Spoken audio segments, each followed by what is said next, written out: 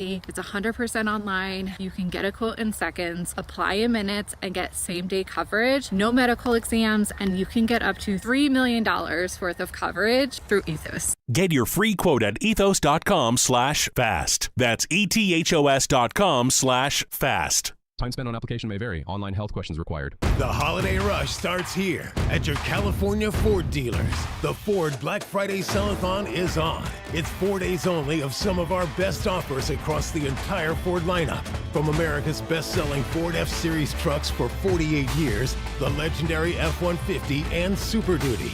The Bronco family of SUVs for those who don't wait for adventure to begin. All-electric standouts like the Mustang Mach-E and F-150 Lightning. And explore and escape the perfect balance of comfort, capability, and everyday versatility. Get ready to power through whatever the season brings in a Ford. But don't wait. These Black Friday Sell-a-thon savings are here for 4 days only. The clock's ticking, the lots are moving. And these are the season's biggest savings on an incredible selection of Ford vehicles. Rush in before the Sell-a-thon and the savings are over December 1st. Get to your California Ford dealers today. Claim based on 1977 to 2024 calendar year industry reported total.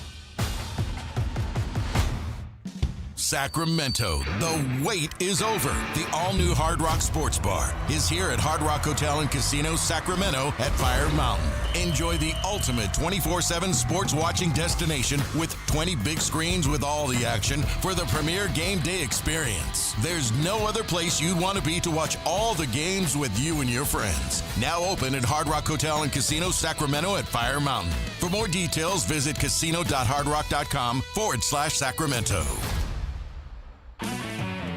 If your passion is bass fishing, only one radio show has the action, information, and excitement of your favorite outdoor sport. Ultimate Bass, hosted by Tournament Bass Pro and California Outdoor Hall of Famer Kent Brown, takes you live to where the fish are biting every Saturday morning. Only Ultimate Bass feeds your passion with the latest news, products, tips, and advice from the pros. Ultimate Bass with Kent Brown, Saturday mornings at 5 a.m. on Sactown Sports 1140, part of SEP's Saturday Morning Outdoors. KHD1 Sacramento, KYMX HD3 Sacramento. From the Power Business Technology Toshiba Studios. This is Sactown Sports 1140.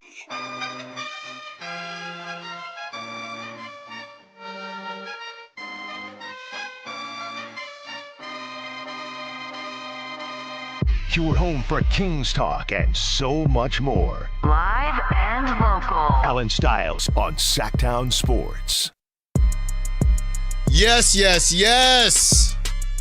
We are back on a Monday. Allen Stiles, Sactown Sports, taking you up to 2 p.m.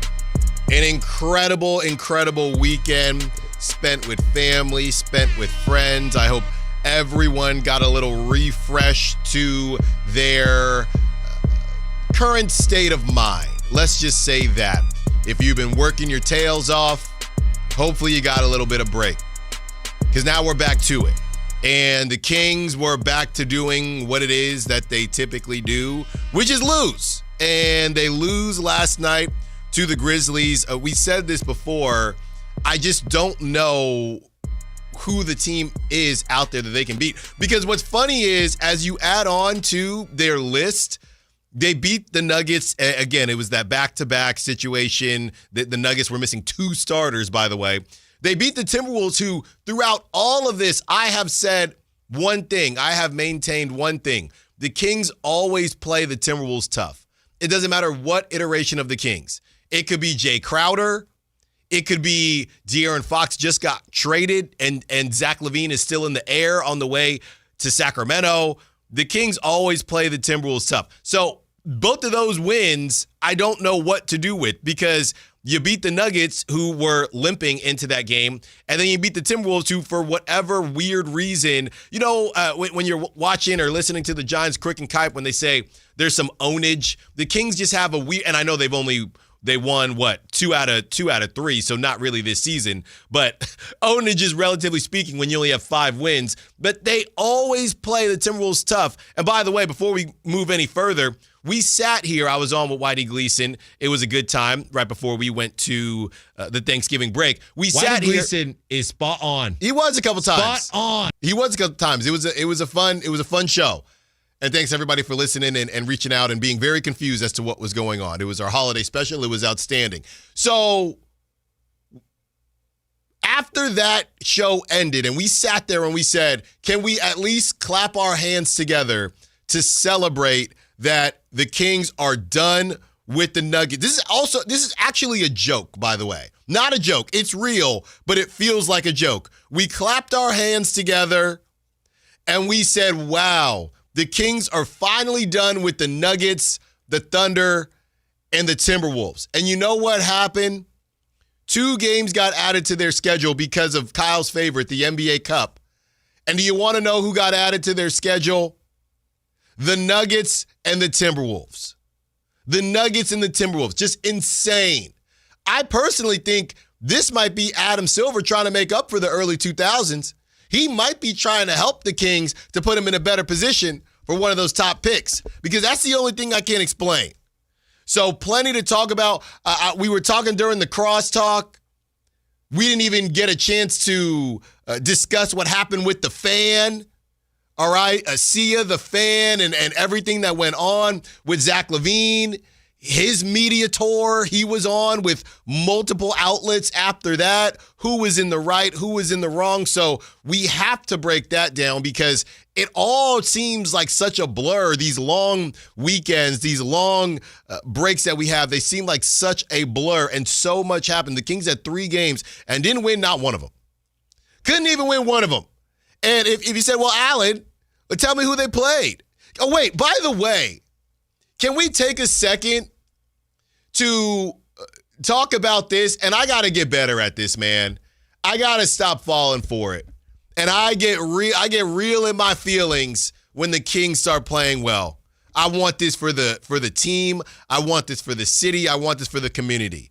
But we actually sat here, and I'll only speak for myself, and said, what if the Kings go 5-0?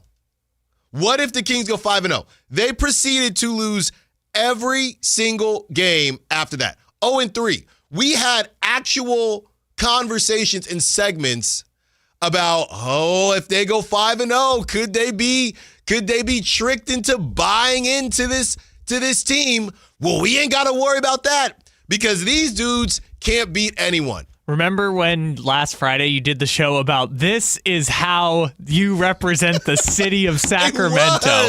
I'm sorry, no.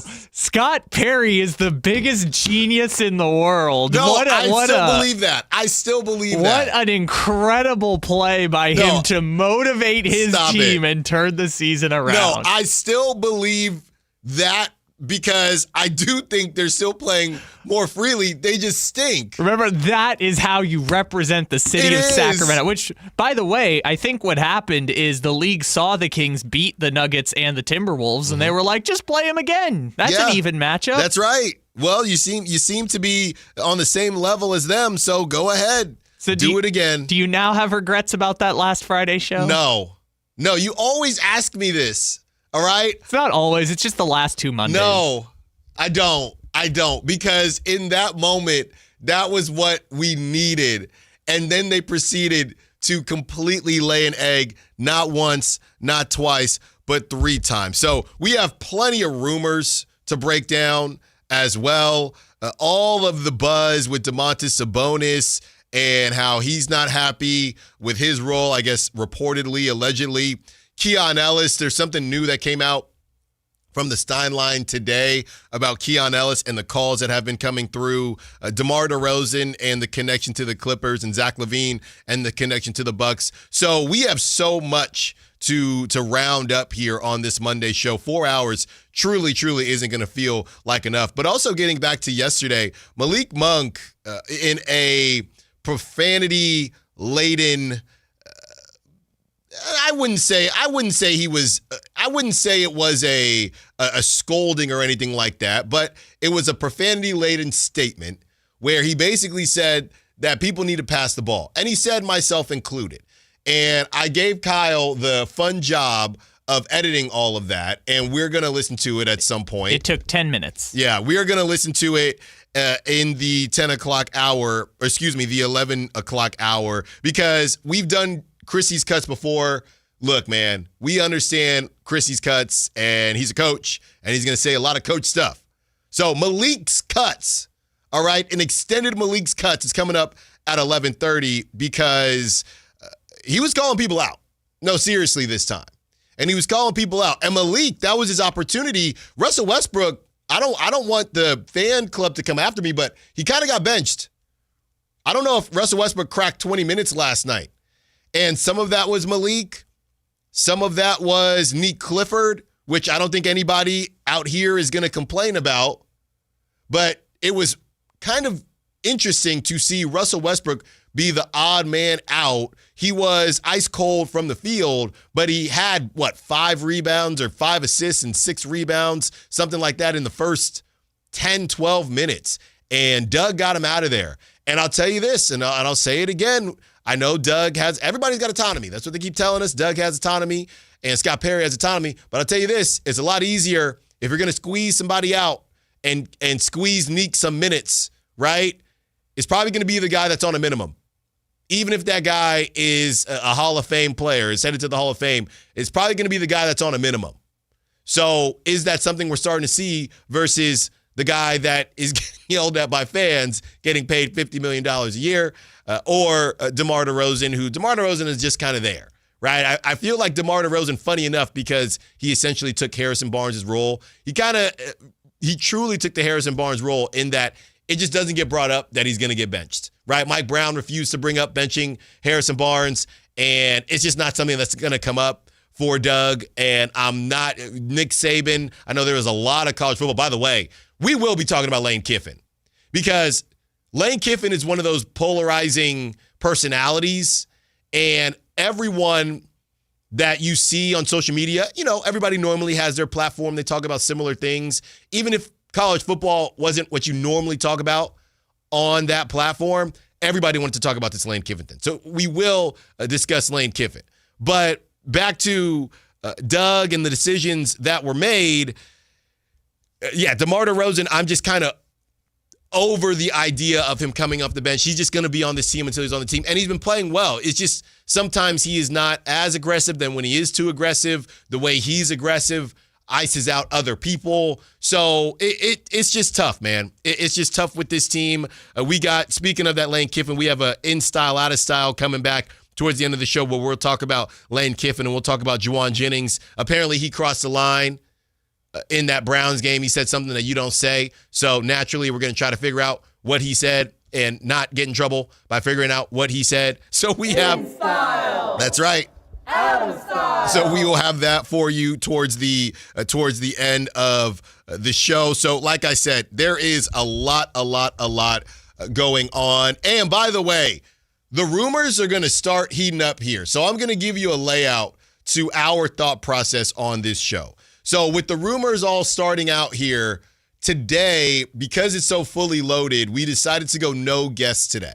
So no guests today because we wanted to keep the phone lines open. The Kings have lost 3 straight, and there's so much to talk about, from the rumors that came out right before break, during break, to literally today, as well as all the stuff that happened on the court with the fan situation and Levine. So no guests today because we're going to start going heavy on guests the next 2 weeks here as we lead up to that December 15th date, which is when a lot more players become available. And we have a really good plan that we're excited about to lead you up to the holidays and get you ready for any possible Kings moves. So long story long, 916-339-1140. Phone lines are open all day as we are recapping on a Monday, a summary Monday, if you will, to get everything back in order and get everybody back on the same page. If you missed it, this will be a very informational show for you, of course, with some hot takes that might get me in trouble. I'll tell you what's not a hot take. The Niners are good. The Niners are very good at football, and I don't know what to do. I got to be careful here. I don't know what to do with Brock Purdy's Dougie, because I've been watching Brock Purdy play for a long time. I've never seen Brock Purdy do a Dougie. Then he goes up And Shador, who is known for his swag, Brock scores on Shador and says, let me unlock the one dance move I learned in college, because I've never seen Brock Purdy dance before. So this is very funny to me because I know you went a little viral talking about this, but my experience was you sent me a very nice note on Thanksgiving while I was out of town. And then we sent each other stuff on Twitter back and forth, but the next text I have in my text thread is you. Note, I'm on a plane at this point. I'm just getting a text about Brock Purdy shimmying on Shador. And that's my entire exchange with you right now, is this wonderful note and then Brock shimmying on Shador, which I did not see at the time. That's how I learned that Brock had thrown a touchdown and hit a shimmy. Well, he ran that one in. So it was a keeper. He ran that one in and proceeded to try to unlock a level of aura, or I guess if he's doing the Dougie, we can still say swag, that I've never seen. So to me, long story short, don't ask me how, don't ask me why, but it was some level of trolling. I think it was some level of trolling from Brock. And George Kittle said, that one line that's been going around, God forbid a white boy got a little motion. All I know is we've been watching Brock play for a long time, and he'll get hyped. But I've never seen anything like that. Brock knew what he was doing. And good for the Niners. They take care of business. Look, the Browns stink. They got a really good defense, but the Browns stink. Sky Moore has been an aberration, a revelation, if you will, returning the football. This is a guy that Kyle's Kansas City Chiefs literally locked out of the building, would not allow him to be on the team. I'm kidding, but they did not want him anymore. They kind of have a lot of those. Yeah, they did not want him anymore, and he's been really good. I mean, the first couple times he had those good returns early in the season, you thought, all right, getting lucky. I don't know. He's obviously got some speed and can do some things. But this dude is a really good returner, and he's kind of found his niche. Don't worry about catching passes. Just focus on punt returning and returning kicks and things like that. So Sky Moore put them in a really good position, and they took care of business. Brock took care of the football, which is what he needed to do, especially in those conditions. It's always so funny, though. There's always a scare with this weather stuff. And I'm sick and tired of getting played all week long. It's going to be, and this is why if I wasn't doing this job, there's a couple jobs where you just don't have to be right? Like when I do this show, I don't have to give hot takes and I don't have to say, this is how I fully feel, right? And be right or wrong. Some people do that. I do it at times, but you don't have to. The weather, you have to give the weather. You also never have to be right. I'm telling you, go on LinkedIn right now and go look up open meteorologist jobs. Now, obviously, I'm being a bit tongue-in-cheek. Those people go to school, and there's probably a meteorologist. I think there was, last time we did a bit on this, a meteorologist called in. I know you got to go to school for a long time, but those people make a lot of money, and they never have to be right. So this whole time, oh, my goodness, I saw that there was going to be snow. I saw that there was going to be rain in Brock's Whittle hands. It was going to be tough. The game comes, and everyone's hammering unders. And obviously, I don't know what the over-under was for the total score. I think it still hit, not because of Brock, because of Shador. Right, because of Shador. And then the game comes, Kyle, and the sun is out. It's a normal-looking game. Obviously, it was cold, but it was a normal-looking game. I disagree with your assessment that the weatherman can't be wrong. They can't be. They can't be. They don't have to be right. It's the weather. That's what they tell you when you take a kid in, right? And you say, hey, they're going to start teething at this year. And they always caveat it at the end. Me and my wife always joke about it. You know what they say? But every kid's different. So if your kid doesn't do it, sorry. No, the weatherman does need to be right sometimes, okay? The weatherman in certain places definitely needs to be right. It's not a universal opinion. Different place, different level of importance. Mm-hmm. I got snowed in on Saturday and my flight got canceled. Great to know that 3 days in advance, which I did. Why? Because weathermen weather people know what they're talking about. All I know is that you don't have to be completely right. That's what it feels like to me. Sure, but there's a difference. You can't get big events wrong. But there's a difference between these are life and death weather situations and Brock Purdy's going to be a little cold on a football game. I remember going back to my days in Philly. There was a day it was a nor'easter or whatever. And we all bundled up in our houses and we couldn't go, hey, it's going to be bad. It's going to be bad. And then nothing happened. Nothing happened. It was a little bit of snow. And we were locked up, Kyle. We don't go outside. Don't go outside. That's what they tried to make it seem like it was going to be in Cleveland. And Brock out there throwing with no rain. Nothing. And hitting Dougies in the end zone. Hitting Dougies in the sunshine. Like, how does that happen? How does that happen? So the Niners, man, continuing to keep pace. And at this point, how good is Nick Bosa? How good is he? I'm kidding. Yeah. But it is crazy that they're doing this. Now, let's go here. Obviously, it's crazy that they're doing this, but is it? I know the Panthers, huge win. Huge bounce back win against the Rams. A lot of people thought the Rams were just going to roll into Carolina. I know it's kind of weird, 10 a.m. game when a West Coast team has to go to the East Coast, but that's still good on the Rams. But the Niners are in the stretch that they were supposed to take care of business, right? You had the Cardinals who stink. You had the Panthers who were better than expected, but you got to play them at home. And Bryce Young looked good. Yes, looked good in the second half yesterday.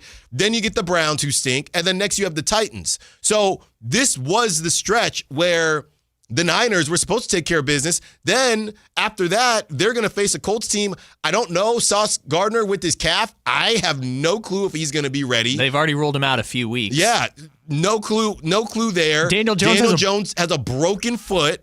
And no, then it's his leg. It's his fibula. Yeah, it's his fibula. And then you get the Browns who have played well and the Seahawks who get another big win because they faced some undrafted rookie who tried to do his best Brock Purdy impression. But, I mean, to keep this on Brock for a second, that's how a lot of people thought Brock was going to look. Let's just keep it 1,000, right? So Brock has entered another section of the club because he's getting paid $50 million. But just for a hot second to put things in perspective, Brosmer, I just call him Minnesota Tommy DeVito. That's how Brock was probably supposed to look in a lot of people's minds. Because that was awful. 4 picks. I mean, just nothing. And Justin Jefferson, for the first time, I believe, in his Vikings career, said no to talking to the media. So that's where they're at. So God bless Chris Watkins and his family, Vikings fans, because it's rough sledding. Oh, don't worry. They're going to throw $35 million at Daniel Jones, and it's going to be great. They might get Kyler. Oh, I forgot about that. Kyler is in a good position to get up out of Arizona. So good on the Niners. They keep rocking and rolling. The Eagles completely sunk their own ship just because A.J. Brown wanted more targets, and that's what receivers do. Brandon Ayuk, I don't need $25 million. No, thank you. Just get me out of here. They're an interesting breed, wide receivers. They are just a different breed of people, and they got one focus. All right? A.J. Brown, and I know it's a little bit different because he spoke with the president of football operations, and they said, hey, can you stop saying stuff? But A.J. Brown been real quiet because he's balling.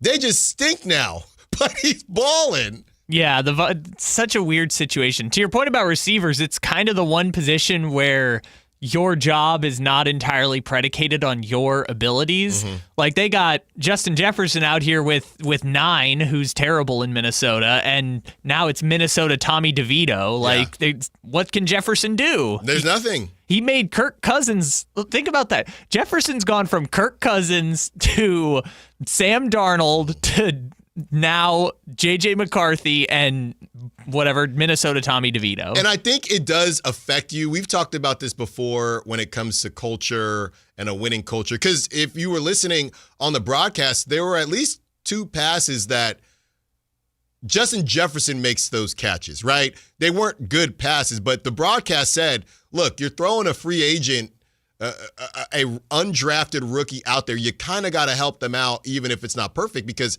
I don't know that they'd be technically considered drops from Justin Jefferson, but he's Justin Jefferson. You should catch them.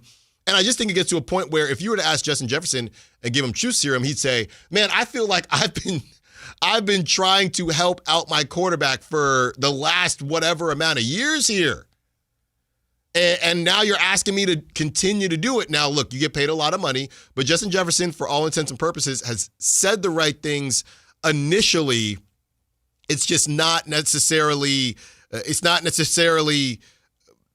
translating and continuing, because it probably feels like I've been doing this for a while now outside of the Sam Darnold year. Also, specifically with Jefferson, like, I know I just joked that he's gone from Kirk Cousins to Carson Wentz to Sam Darnold and all that stuff, but like, if you go back through his career, this is the first time Justin Jefferson has been on a team that's like legitimately bad. Mm-hmm. Like, the Vikings haven't been in the playoffs all the time, but this is the first time they've been like a legitimately awful team. Yeah. And I'm sure that's probably, I mean, Justin Jefferson was a champion at LSU, and the Vikings have always been in it down the stretch during these seasons. This is the first time that they're just completely terrible, and I'm sure that's part of why Jefferson is kind of not lashing out, but having a bad time. As you can tell, a ton to get to. Devlin Carter, the situation with Zach LaVine. We're going to get to that pretty soon here, because we know that was at the beginning of this break. So we got that for you. Some Ja Morant news. The Kings were interested. They made a call. Does that mean it's over now? And something very specific when you watch the Kings that you just don't get watching any other team that you've ever been a fan of. It's all coming up next on the Allen Stiles Show. Domo! A Sacramento tradition continues this year. The Santa Parade. Free for all to enjoy, circling Capitol Park beginning at 10 a.m. December 13th, the joy of the holiday season. Santa Claus is coming to Sacramento with the 41st Santa Parade. Join Sactown Sports 1140 December 13th beginning at 10 a.m. Brought to you in part by Elk Grove Chevrolet, Western Health Advantage, and OK Tire and Automotive. Sacramento, the wait is over. The all-new Hard Rock Sports Bar is here at Hard Rock Hotel and Casino Sacramento at Fire Mountain. Enjoy the ultimate 24/7 sports watching destination with 20 big screens with all the action for the premier game day experience. There's no other place you'd want to be to watch all the games with you and your friends. Now open at Hard Rock Hotel and Casino Sacramento at Fire Mountain. For more details, visit casino.hardrock.com/Sacramento. Year-end pricing's in effect. Every vehicle's priced to sell before the new year during Happy Honda Days. At Folsom Lake Honda, your one-stop Honda shop. Get behind the wheel of your new Accord or Civic today. Own or lease during Happy Honda Days at FolsomLakeHonda.com. As a family-owned and operated dealership since 2009, customer service is our #1 priority. Our customers love doing business with us, and you will too. Folsom Lake Honda is your one-stop Honda shop. Folsom Lake Honda. Visit us at FolsomLakeHonda.com. Your one-stop Honda shop. Just how good is Pure Talk's current deal for unlimited wireless? Well, you might say it's the deal of your lifetime. Because right now, for just $29.95 a month, Pure Talk is offering unlimited talk, text, and data for life. Not your phone's life, your life. This is Pure Talk's top-tier plan. It comes with a crazy fast 5G network along with a 30-gig hotspot. And at just $29.95 a month, there has never been a better opportunity to lock in a ridiculously low rate for as long as you live. And save thousands and thousands of dollars along the way. This plan is normally $65 a month, but if you switch today, you will save over 50% every single month for the rest of your life. See what I mean? It really is the deal of your lifetime. Dial pound 250, say Mike Rowe. Offer ends 12/7. Some restrictions apply. Details at puretalk.com. Bonneville International Radio Station contests are open to participants at least 18 years of age and older that are residents of California and who reside in one of the 6 counties that make up the Sacramento metro area, unless otherwise specified. Employees or agents of the station, Bonneville International Corporation, other area radio stations, or any entity associated with the contest are not eligible to win, unless the station otherwise specifies in its own discretion. Persons who have won in the last 30 days from a station contest or event may not be eligible. For a copy of the general contest rules, visit KHTK.com.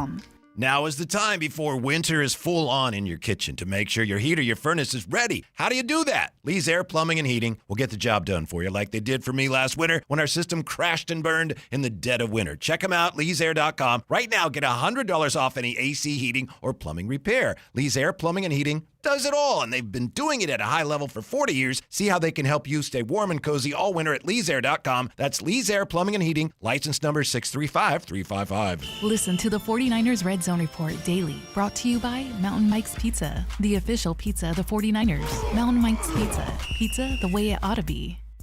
Coach Christie here, and the Black Friday Sellathon is on at Folsom Lake Ford. With your approved credit, get $0 down, plus no payments for 90 days on any new Ford right now. Hurry to Folsom Lake Ford. Interest accrues from date of purchase. For over 90 years, Hagen Oaks has partnered with the biggest brands in golf to bring cutting-edge technology to your game. Our one-of-a-kind total game fitting offers a level of experience and precision that is unmatched. From driver to putter, footwear to golf balls, our TrackMan-powered performance studios, 3D footwear scanner, and Ping's Ballnamic ball fitting kiosk ensure every piece of your gear is tailored to your swing. Trust the experts at the Hagen Oaks Golf Super Shop. Total game fitting starts here. Country in the Park is back. May 8th and 9th at Cal Expo. Miranda Lambert,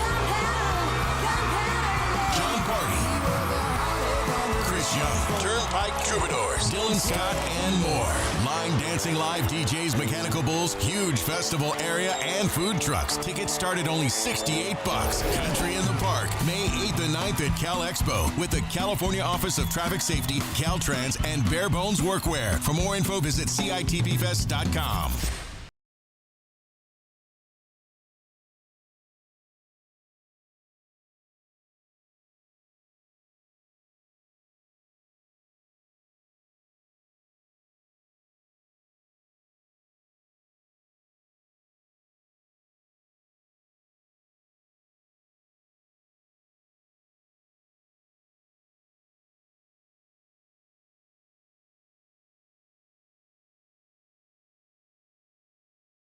Before the break, is it feels like the Kings are one of the only teams, you're a fan of that team, and situations matter, of course.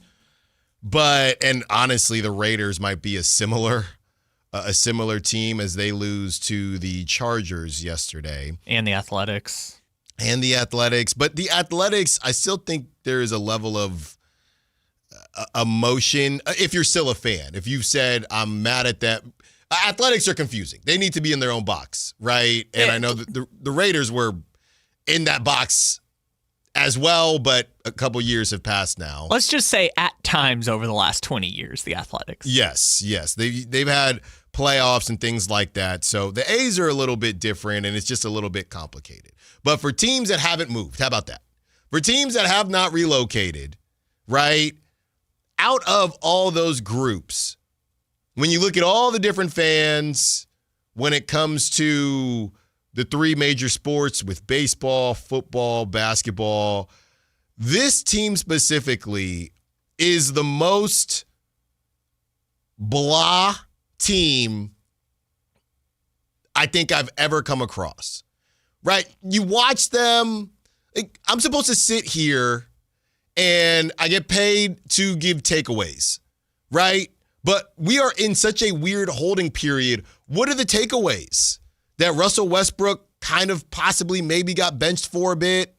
That Malik Monk, surprise, surprise, can play backup point guard, even though everybody told us that he couldn't. So they signed two more point guards, and one is Russell Westbrook, and the other is Dennis Schroeder, who got benched. What are the takeaways? Neat Clifford, cool. Neat Clifford getting some more time. We like what we see. Maxime Reynaud is in there banging. Cool. Keon Ellis not playing. Devin Carter is literally gorilla glued to the bench. That they literally have no bigs because Zach Edey went for 32 and 17. They're small. And they got Drew Eubanks.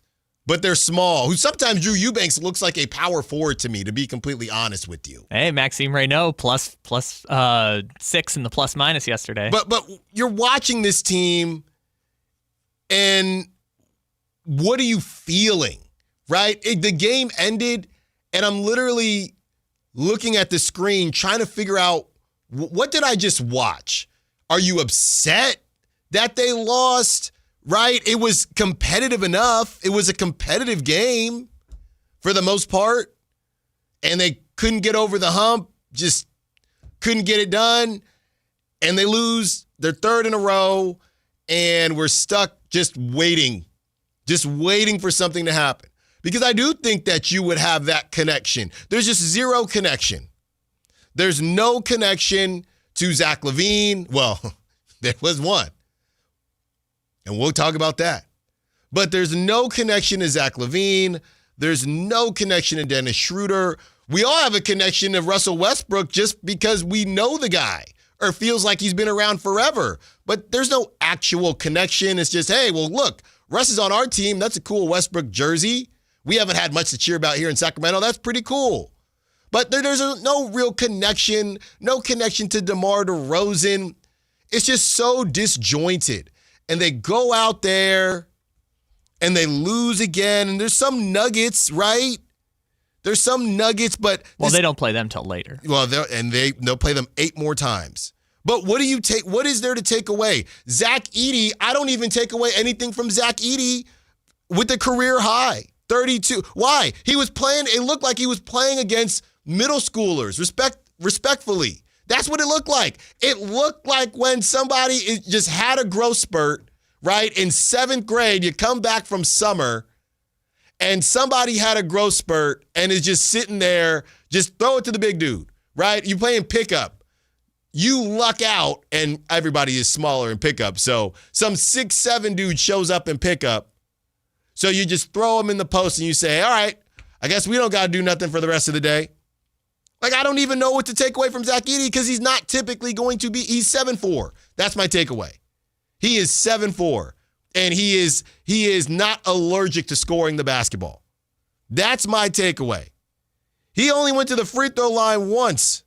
He was 0 for 1, and it was and 1. He was a plus 25, 32 points, 11 rebounds. So I don't even have a takeaway there because that didn't even look like a real basketball matchup. You got Keegan trying to guard Zach Edey. It's a complete mess. A complete mess. And I'm sick and tired. I'm so done with the Drew Eubanks thing. Starting him. What are we doing? Is he an opener? What is that? It's my 8th year in the league. Like, at some point, you got to just take the shot. And it's not your fault, Drew. I would love to see Maxime start. I mean, what is the point? What is the point of starting Drew Eubanks? I don't understand what it is. Like, he's playing 15 minutes. Other than having a foul problem on defense, Maxime's been the better center. It just doesn't. And I know that's small potatoes compared to everything else, but what is the point? Like, why are you doing that? Zach LaVine, 19 points, 35 minutes. He was a minus 30, people. A minus 30. I didn't even know minuses could go that high. I've never seen a minus that high in my life. In a game that's not like a 45-point loss. Russell Westbrook was a minus 24 in 20 minutes. He was 1 of 10 from the field. He was 0 of 4 from three-point land. And here's the thing. I guess if you want to put it this way, Doug is soft launching these vets losing time, right? Zach LaVine wasn't closing for a bit. Russell Westbrook did not play a lot yesterday. He had a cold start. DeMar DeRozan is the guy, like I said, he's just Harrison Barnes.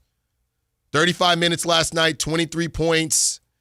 It is the most empty calorie. DeMar doesn't even play bad. It's just not helping anything, right? And I just said this because this is normally the meal after we've had a good time. But I'm going to call him out because it's a specific place. DeMar DeRozan is kind of like Panda Express to me. Like, Panda Express is the go-to spot when you've had a night on the town, okay, and you don't really want to think the next day. My wife always says, let's just go get Panda. But you eat the Panda, but all the Panda is doing is soaking up your bad decisions from last night. It doesn't actually make you feel full. It doesn't. And it doesn't actually help anything.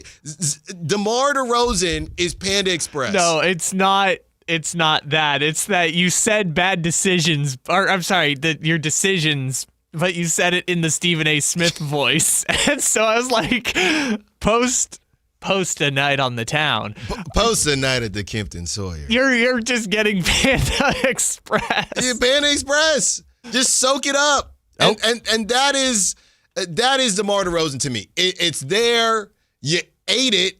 You feel full, but a couple hours later, you need a real meal. That's literally what it is. And I'm sitting here, and he had the best. They all were minuses. He had the best plus minus out of the starters, and it means absolutely nothing to me. I am not moved at all. 3 of 5 from 3, great. 23 points, outstanding. 9 of 17, cool. Means absolutely nothing to me. Keegan, probably his roughest game back. He was a minus 20, only 12 points, 5 of 12. Weird game. But again, this is one of those situations. I talked to Keegan's pops about this when we had him on the show. Gotta stop. We had him on the show. Keegan's running around guarding Jaren Jackson. And actually, he did a really good job against Jaren Jackson. Jaren Jackson only had 13 points, but you basically canceled them both out. Well, Keegan Murray, I'm going to look it up. 5 steals and 3 blocks has got to be a career-high combo for him. No, he gave Jaren Jackson a hard bleep in time, but you sacrifice him offensively, and you get nothing from anybody else. Zach LaVine could be Pan Express, too. Zach LaVine is not – I don't even know if Zach LaVine is Pan Express. He might be just ice cream. You just don't need it. It tastes good, and it does nothing for you. When you also aren't a good defensive team. Exactly. There's no nutrients, 0 nutrients. It just tastes good sometimes. Let's go to Billy. 916-339-1140. Billy wants to be a part of the conversation. What's up, Billy? What you got for us? Thanks for taking my call. Hey, I'm a longtime King ticket fan, season holder. But anyway, Doug Christie is not walking the talk. I've known him. I love him. He's a great ball player, et cetera, et cetera. But he has lost contact with this team. Mm-hmm. And it's clearly evident when you watch him. You know, I thought we were going to have 5 wins this morning after beating Denver, and I thought they had their attitude straightened out. But they're not playing for Doug Christie anymore. So I think we need to make that change. And if we can do trades, tell Scott, the GM, do them now. Why wait till February? Yeah. Thanks for the call, Billy. Billy says the time to move on from Doug Christie is now. Is Billy on to something? Let's discuss. And the Kings checked in on Ja Morant. What does that mean as we get closer to trade season? Allen Stiles, Sactown Sports. This is the story of the one. As a safety manager at a manufacturing plant, he does everything he can to keep his coworkers safe. From finding ways to reduce risks to keeping safety supplies in stock. And for that, he relies on Grainger. Grainger offers a broad range of quality products and next-day delivery, so he can always play it safe. Call 1-800-GRAINGER, click Grainger.com, or just stop by. Grainger, for the ones who get it done. This is the story of the one. As the purchasing manager at a manufacturing plant, she knows the only thing more important than having the right safety gear is having it there when you need it. That's why she partners with Grainger for auto reordering, so her team members can count on her to have cut-resistant gloves on hand, and each shift can run safely and efficiently. Call 1-800-GRAINGER, click Grainger.com, or just stop by.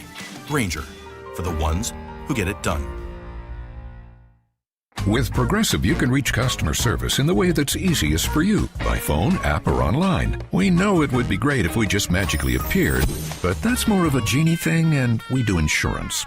But with us, you'd be like, well, it wasn't a genie, but it was great customer service, so that's nice. And sure, you probably would still like the whole 3 wishes thing, so if you meet a genie, you should definitely ask. But when you need us, contact Progressive by phone, app, or online. Just no genies.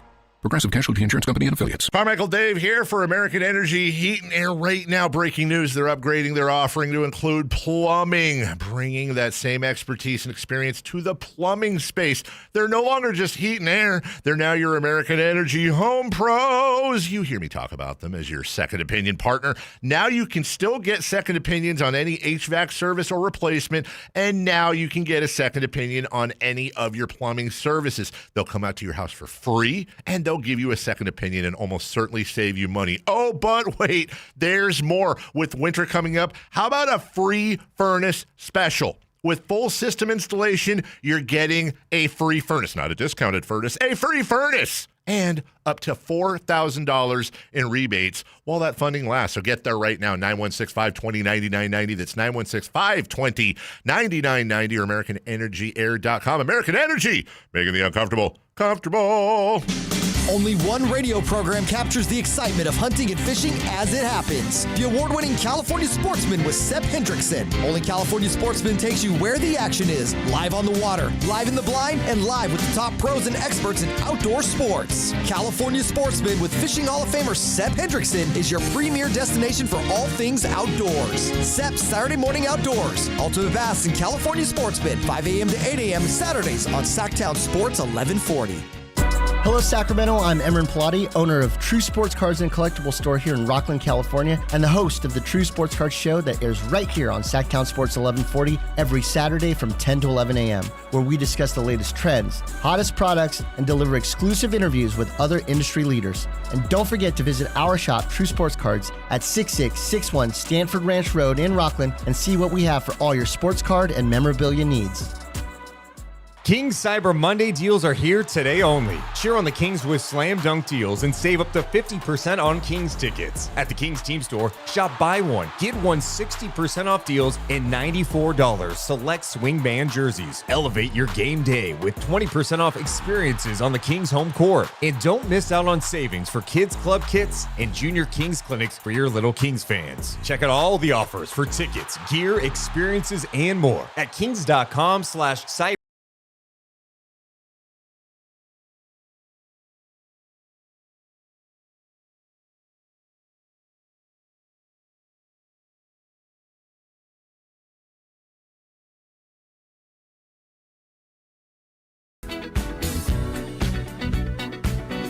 Taking you up to 2 p.m., Billy was on the phone with us before we went to break, and Billy said, it's time to move on from Doug. I don't think that they are responding to Doug.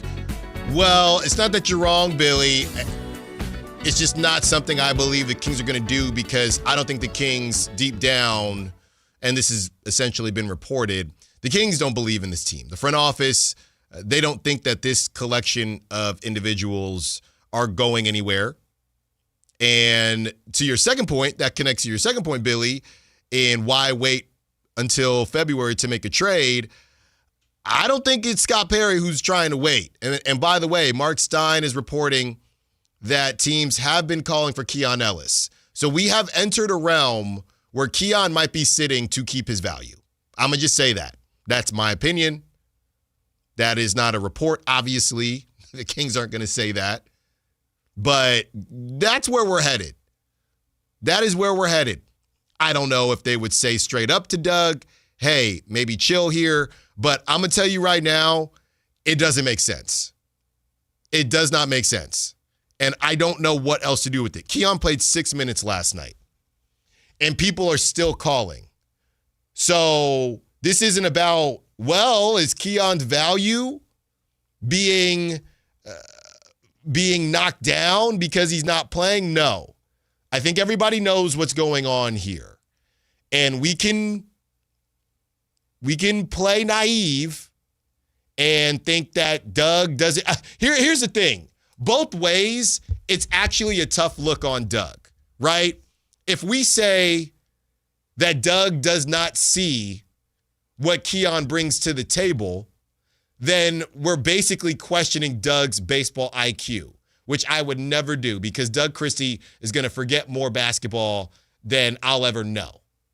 But on the other side of it, if we do believe that Doug understands how good Keon can be and what he can bring to the table, then we have to question whether or not Doug actually has autonomy and whether or not there is some version of a mandate from up top saying Keon is our best trade asset.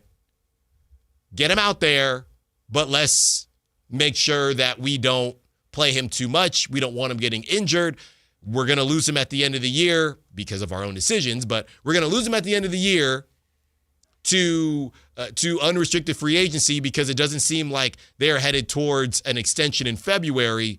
So let's make sure that we keep Keon safe. So those are the two options that I'm seeing, and neither of them are great options because they both put into question Doug Christie as a coach. One side could be his basketball IQ, which I wouldn't want to do, and the other would be the autonomy aspect, which I also don't want to do, but at least if I go in that direction, I'm still respecting Doug's basketball IQ. So that's where I'm going to go with it. I think a conversation has been had where, with all these reports coming out last week, we're trying to have Michael Scotto on the show later this week. You know he's my guy. I know it's cold out there in New York, so we can give him a hard time. Michael Scotto reporting the Pacers calling about Keon Ellis, and now Mark Stein today saying teams are calling about Keon. So we don't have to pretend. I know, and I got to be careful. I got in trouble saying this on the radio before. But look, Santa Claus coming in a couple weeks, right? Some people believe in Santa Claus. Some people don't. Santa Parade. Santa Parade. Hey, be there December 13th. I'm hosting. It's going to be cold. Bundle up. Grab a sweater. So we can believe that if we want. But which side would you want, or which side would you prefer to believe? That Doug, the defensive guy, just happens to not be playing Keon Ellis for whatever reason on a dog doo-doo team that can't defend? Or maybe that there is a understanding in that building as to where they're at and where they're going, and the draft compensation or any type of compensation that they could receive for Keon Ellis. Those are my two options, Kyle.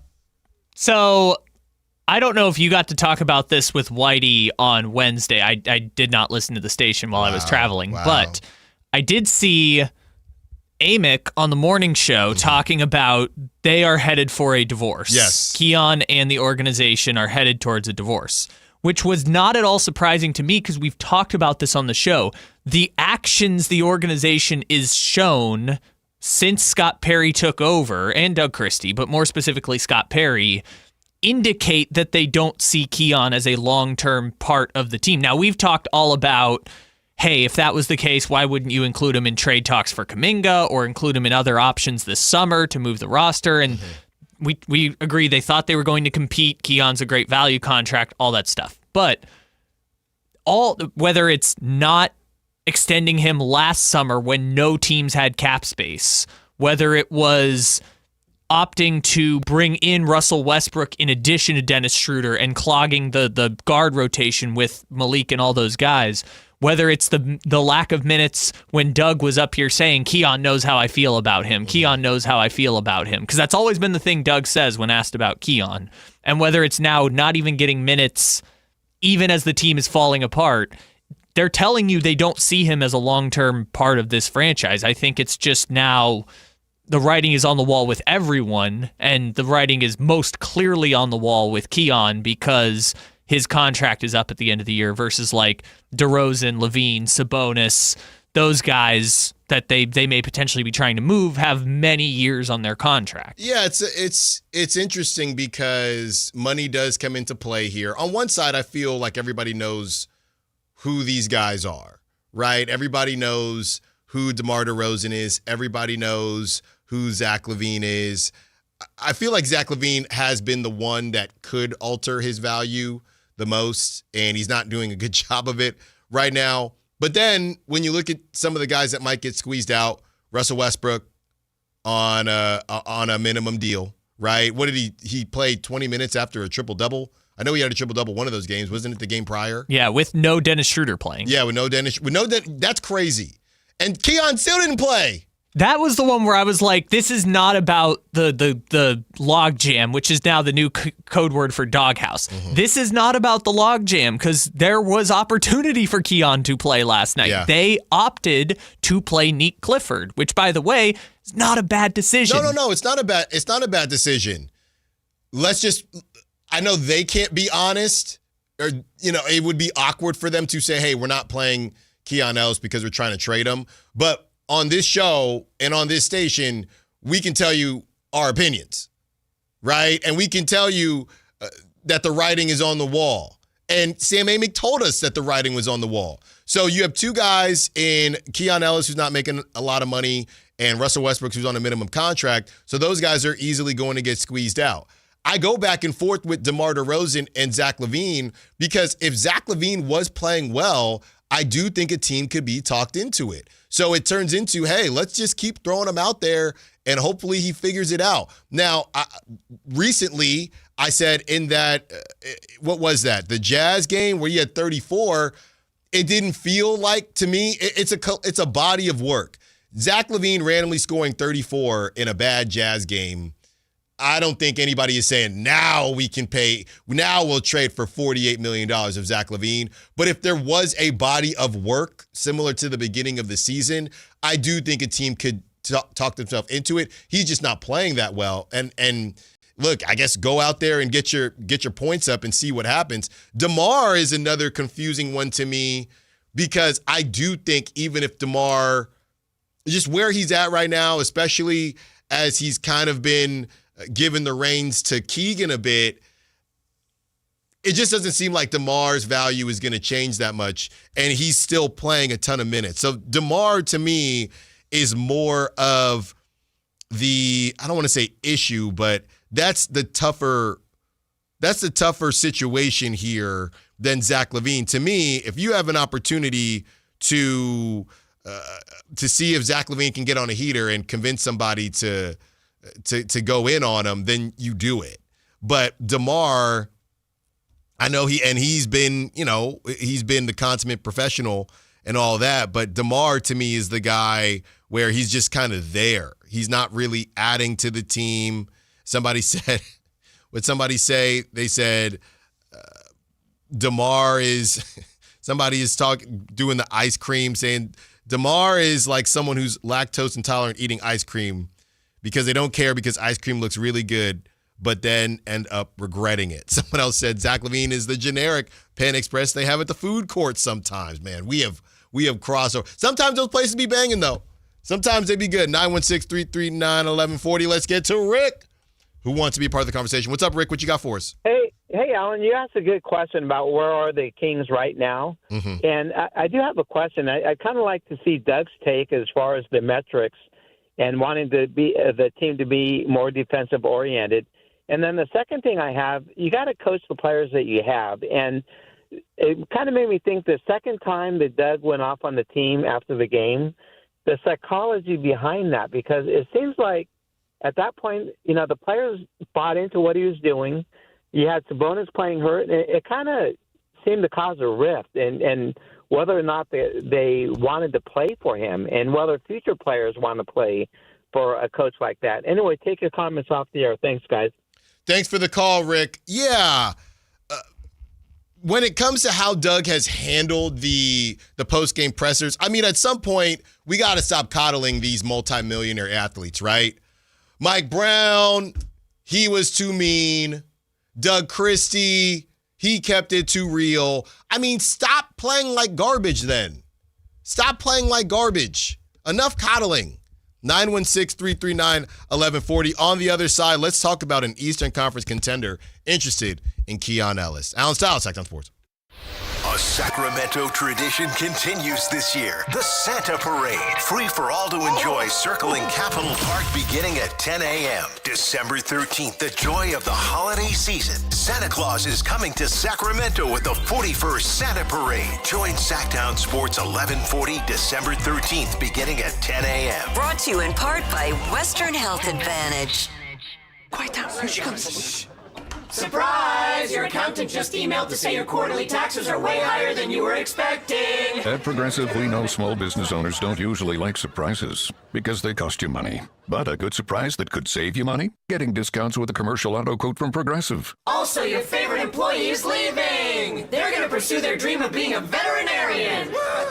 Surprise yourself. See if you can save in as little as 8 minutes at ProgressiveCommercial.com. Progressive Casualty Insurance Company and Affiliates. Discounts not available in all states or situations. Staples presents an easy holiday. My holiday list was a mile long. Fa-la-la-la, boo-hoo-hoo. Staples made it easy with big savings on tech gifts. I'm listening. And I saved big on custom holiday cards, too. Plus, Staples has UPS shipping in store. Holy flying reindeer. Shop Staples today for 60% off custom cards, invites, wrapping paper, labels, stamps, and photo gifts. That was easy. In-store and online expires 12/20. Exclusions apply. Visit staples.com/print for details. Call Maverick Electrical to claim your free furnace tune-up or electrical safety check with a donation. This month, donate 5 canned foods to Maverick Electric's Holiday Food Drive and get a free furnace tune-up or electrical safety check. They'll collect your cans at the appointment and make sure your heat stays comfy and your lights stay steady, so the only thing whistling is the kettle, not your ductwork. Visit callamaverick.com to schedule your free tune-up today. What would a Maverick do? Because you're a Maverick too. Limited appointments, some restrictions apply. Give to get with no gimmicks. Golf to Go is brought to you by the Hagen Oaks Golf Super Shop. Here's Frank LaRosa. Amateur players will be pleased to know that the USGA doesn't object to a friendly bet with your weekend foursome.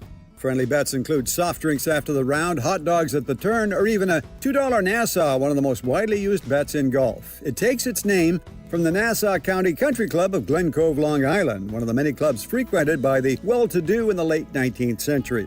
As the story goes, matches between these clubs were often reported in the local newspapers, sometimes to the embarrassment of wealthy industrialists coming out the loser.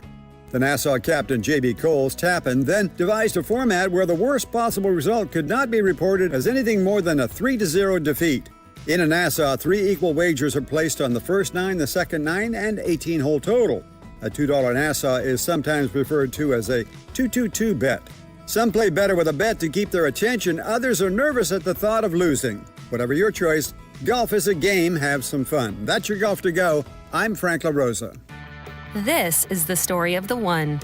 As an HVAC technician, he and his digital multimeter are in high demand. So when a noisy office HVAC turns out to be a failing blower motor, he doesn't break a sweat.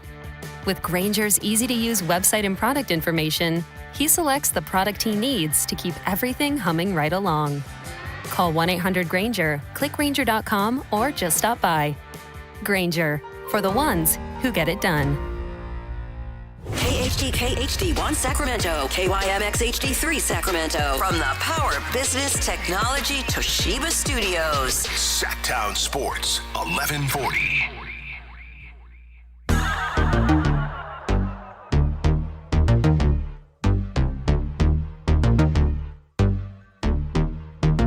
Live and local. It's Allen Stiles on Sactown Sports. 1 hour down, 3 to go. And as we get into this Keon Ellis conversation, Keith Smith of Spa Track, who we're trying to have on the show very, very soon, says this was at 8 a.m. this morning. Keon Ellis didn't score, but he was +9 in 6 minutes. In a game, the Kings lost by 8 points. Good things happen when Ellis is on the floor, and I don't get why he doesn't play more. It's irrationally silly at this point. So everyone is throwing out their theories on this, and I just told you mine about the trade value. Sam Quinn of CBS Sports says it's so bad at this point that I really wonder if they just sense the mistake they made in not making him a restricted free agent last summer and are now trying to limit his market value as an unrestricted free agent this upcoming summer. It's either that or unabashed tanking and, well, dumb locker room politics. So the Sam piece of this, Sam Quinn, when he says tanking the market value, you know, the reason I don't necessarily agree with that, at least off the top of my head, is because Keon would still, everybody is very aware of what Keon is. So somebody out there would match the Kings. And if I'm Keon and if you cost me money and you think I'm going to take that lesser contract with you, if I'm Keon and the Kings offer $14 million, right? Let's just throw a random number out there. And another team offers $13 million. I don't know where Keon's petty meter is, but I will not be going back to Sacramento. So I'm not sure where Sam thinks that this would help the Kings in that regard because he's unrestricted. So if they limit, if they have quote unquote limited, it's not working because everybody in the basketball world just thinks the Kings are idiots. Here's the thing. There's also a deal with the devil situation there where next summer only like 9 teams are going to have cap space, which is granted more than last year, but still not a ton. If his market drops far enough, then teams can start signing him for the mid-level exception, which opens more teams to potentially sign Keon Ellis, right? Yeah. If it drops below, I think it's like 14.9 a year, a team without cap space could use their full mid-level exception, and now you have more teams potentially in the bidding for Keon. I just personally don't think they're trying to thread that needle. It's just such a fine needle to thread. To me, it's just more so about a trade and him not being on this team by the time the season ends. Which, by the way, if you think a player is worth it, it doesn't matter how you sign them. You just get the difference between 14, as Dennis Schroeder and Malik Monk are showing us, the difference between 14 and 20 million is not a lot in this league. It is a Dario Saric level difference in savings that you're making at that point. But yeah, I think, like we talked about, they're headed for divorce. The one thing I did want to clarify, though, is when you say like they're sitting him down because they're going to trade him, is that because his value is already high enough and they're just waiting until teams are ready to make trades? Or is it a they don't want him to get hurt situation? Or is it both? I think it's both. Okay. I think it goes hand in hand. And this is from our guy Michael Scotto. This had come out right before the break. And he says that the Kings are already getting interest in Keon Ellis. All right. And he basically breaks down the idea. Here it is. However, with Sacramento $3.2 million below the luxury tax, a new deal for Ellis in retrospect would have likely put the Kings over the threshold. Instead, Ellis will enter unrestricted free agency in the summer of 2026, and the Kings or a team that acquires Ellis via trade will have his bird rights. The Indiana Pacers have been among many teams to express interest in Ellis this season and have previously targeted him, league sources told Hoops Hype. So there are a couple names, and there's another update here that I will get to from Mark Stein. But before I do that, there are a couple names, Kyle, just off the top of my head. There's one that Whitey Gleason always jokes me about in calling him the whole thing on Friday was I called him the East Coast Jonathan Kuminga, and Whitey wouldn't let me because Indiana is not on the East Coast. So I had to change it to the Eastern Conference Jonathan Kuminga. We spent about 5 minutes going back and forth on that. Also, wasn't that Wednesday? Oh, maybe it was. I think we did it again. Yes, on Wednesday, right before Thanksgiving. Benedict Mathurin, 1 year, and then he becomes a restricted free agent. Basically, same situation as Jonathan Kuminga. You could trade for him, see what he can do. He was the number 6 pick in the 2022 draft. He is 23 years old, 6'6". They do call him a shooting guard, but he can score the basketball. The problem is, can he do other things? Another guy that I did grind some film on him, Kyle, very fascinating, is Jarris Walker. He was the number 8 pick in 2023. He's 22, 23 years old. He's got 2 years left on his deal. Now, both of these guys were top 10 picks, right? So if you could flip Keon for a top 10 pick and Jarris Walker, who's got 2 years left on his deal, so you could see what he has the rest of this season and then next season, and his three-point shot has kind of figured it out a little bit. He's 6'8", right? One of these guys that the Kings just haven't had. I would be interested in either of them. I probably would be slightly more interested in Jarris Walker. And if you're wondering why the Pacers would move on from either of these guys, well, we know Benedict Mathurin might not play the style of basketball where the league is headed right now. He needs the basketball in his hands, and he isn't always an engaged defender and things like that. But the problem is these guys are 22, 23 years old, and funny enough, they no longer fit the Pacers timeline, right? So the Pacers, they move on from Miles Turner, so they're going to want somebody to fill that void. But besides that, they got Johnny Furphy, who was a second-round pick, but you got Obi Toppin, you got Pascal Siakam. They'd probably rather just move on from Benedict Mathurin because he's going to hit restricted free agency anyway.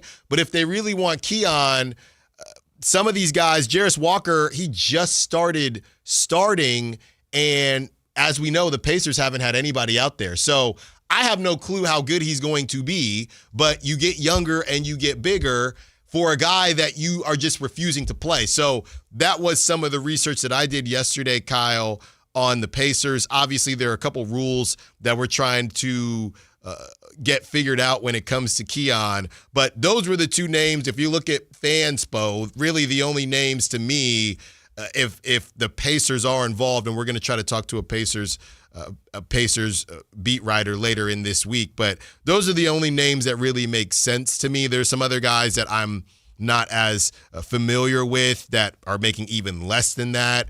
But yeah, those would be the names that I would be interested in. Yeah, unless they just trade nobody and they just give up a pick. But sure, that won't happen with the Pacers because that pick a little nice this year. No, it wouldn't be 2026. I can tell you that much. And I don't think it'd be in the future. So I just looked up Jarris Walker, and I don't know what to do with his numbers because of how weird this Pacers team is. Like last year, was playing 15 minutes a game. I remember seeing him in the finals. He shot like 40% on threes. Yeah. But this year he's playing 28 minutes per game. He's taking double as many shots and double as many three-point attempts. His three-point percentage is not good this year. It's 31%. Yeah. But he's chucking. So it'll get there.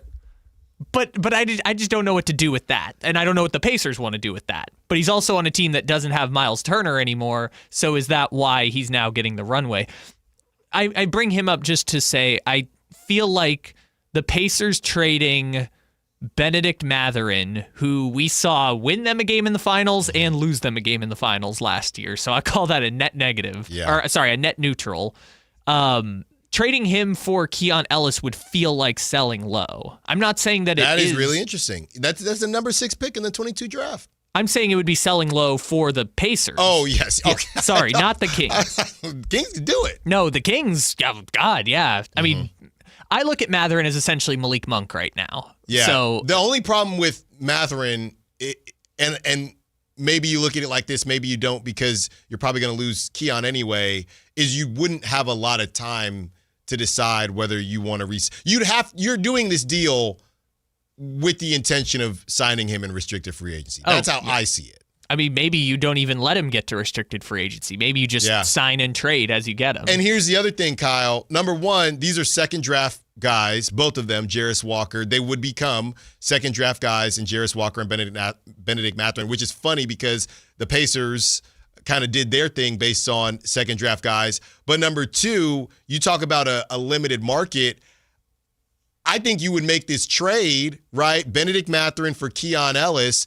And then on top of that, I really don't know what Benedict Mathurin's market is. I don't think you're giving him, I don't think it's a crazy contract he's about to sign. No, I think it is going to be probably in the $15 to $20 million range. It's kind of like the Tari Eason situation where it's like, do the Pacers want to add something that will help them in the short term, but will also give them a little bit of salary cap relief? Now, Jarris Walker wouldn't be that. That would be, we're taking the cap space we got from Miles Turner and putting it towards Keon Ellis. That would be the decision they'd be making. But if it were Mathurin, because I think it was it Siegel? Someone last week was talking about Kuminga going for Mathurin, and that swap that they maybe would make. That's crazy. And I feel like that would make more sense if you're Indiana than it would be to trade for Keon Ellis. But again, I think it's just a ceilings conversation more than anything else. I understand why Indiana wants Keon, though, because he would play great offense-defense, ironically, with Benedict Mathurin. This is from Mark Stein, and this is from today, by the way. Quote, well, look, talking about the Kings, their phones are already ringing for Keon Ellis, whose minutes, he's playing about 6 minutes. What a heck of a game, fewer than he did last season.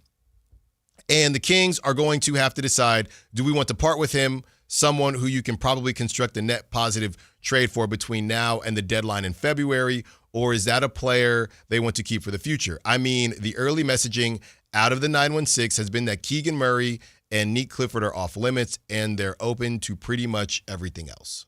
So that is from Mark Stein, and that's what they've been telling us. You can disagree with it all you want. Sam Amick told us they're headed for a divorce. Right.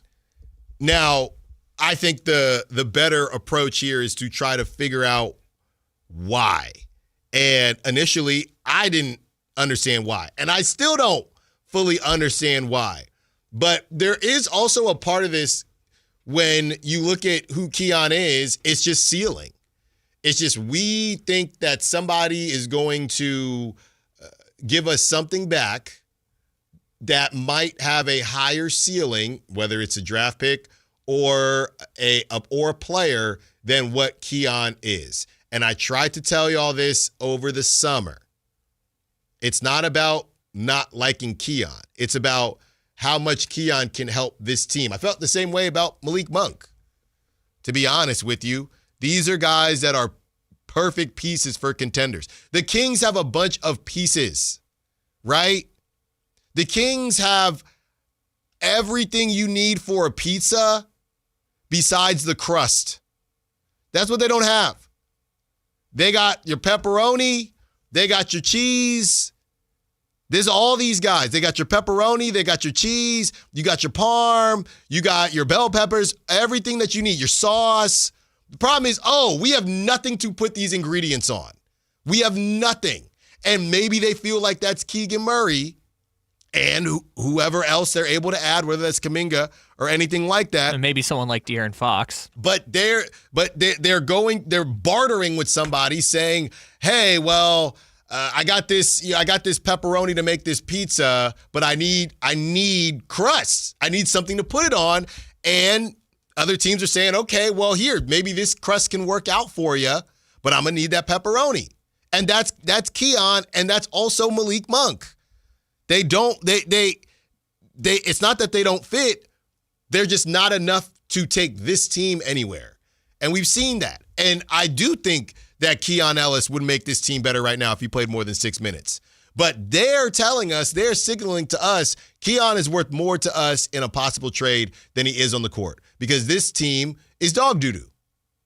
This team is trash. Or it's a Keon Ellis thing. I genuinely don't know. Like, that's kind of why we're diving into the why. It's either they don't think Keon Ellis can help this team, or they don't care about helping this team. Because I know that the Scott Perry interview I guess that's now 2 weeks ago, that came out, kind of detailed all of the whys into, hey, we're laying this on the table, we're always trying to get better, but we might go younger at some point too. But this has been kind of the entire season.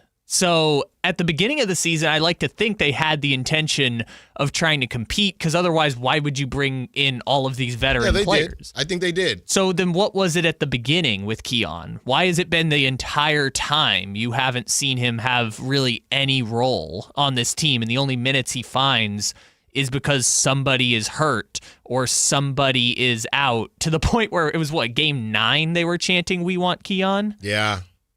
Yeah, and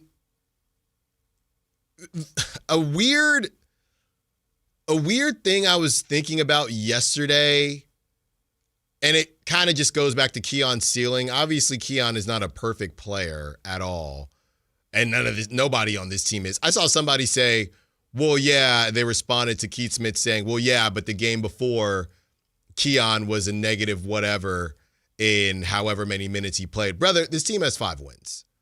I don't care. I don't care about anybody's negative. If you are under the age of 26, you should be playing. You should be out there playing. And Devin Carter is included in that too.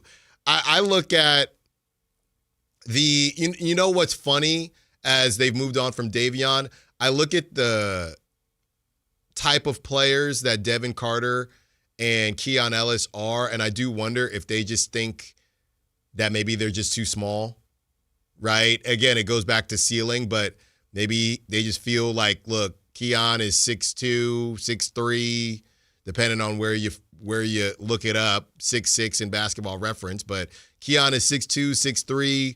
He struggles a bit guarding certain type of guards. Offensively, can we just be honest with Keon offensively? It is hit or miss. And it's not a shot. It's just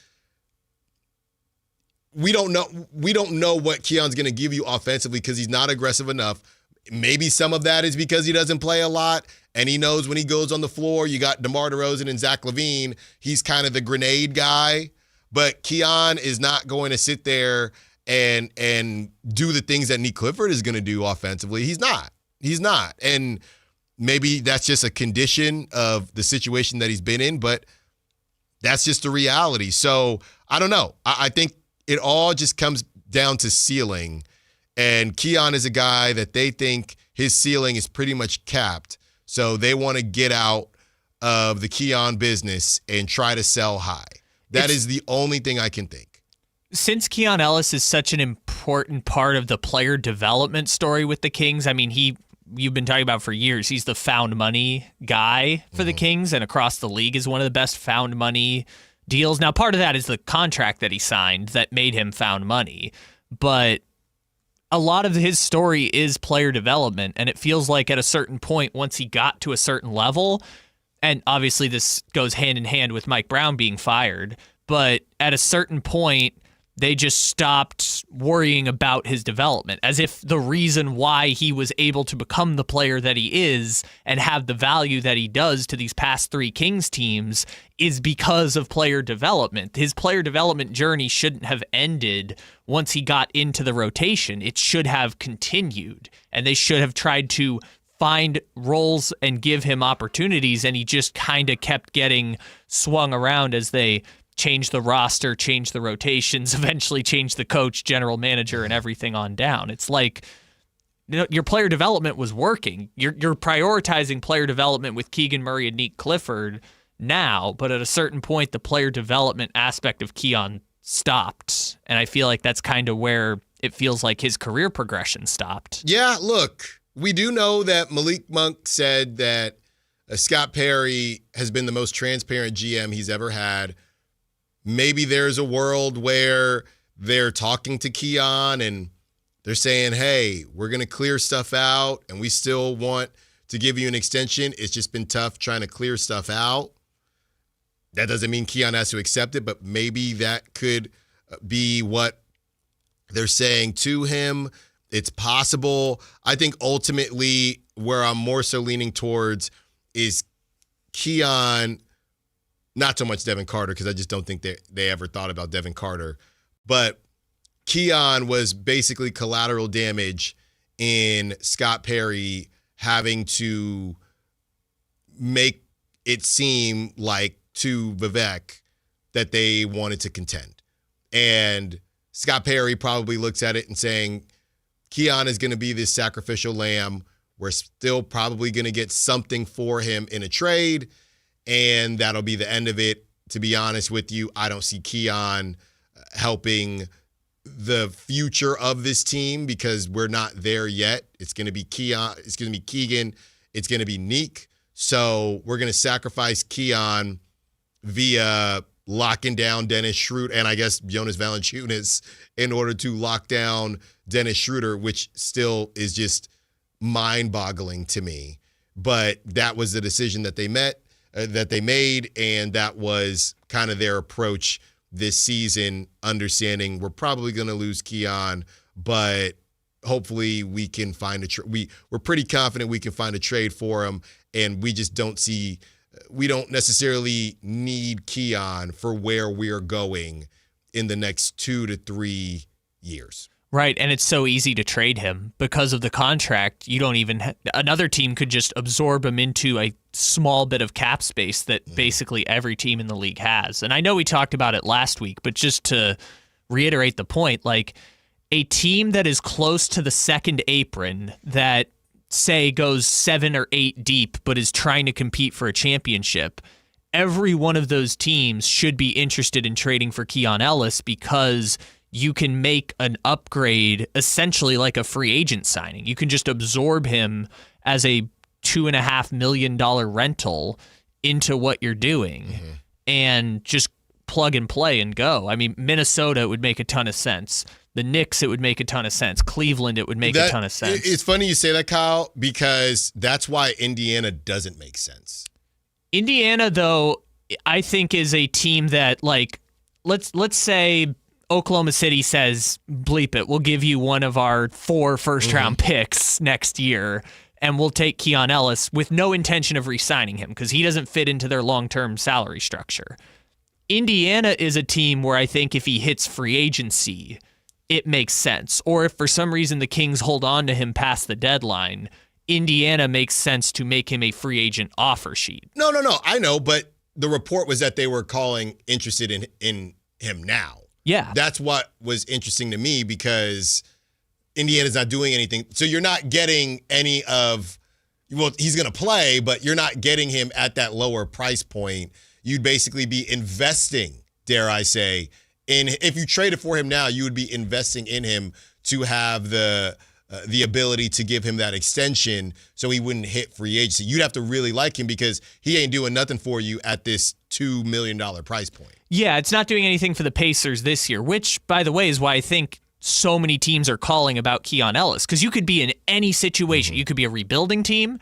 You could be taking a gap year. You could be competing for a championship on the verge of the second apron. And because of Keon Ellis's contract situation, it makes sense for you to trade for him right now. I think that's why if you're Scott Perry and you play this right, you can have teams bidding against each other potentially to quote unquote overpay for Keon Ellis relative to what you might have gotten otherwise. Yeah, and maybe they all saw this coming. By the way, all of this still comes back to the fact that they probably had a conversation with Doug Christie.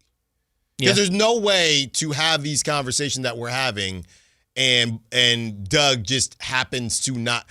Doug truly can't find time for Keon Ellis. Let's go over this again. Yesterday, you had Dennis Schroeder out and Westbrook played 20 minutes. Keon played 6.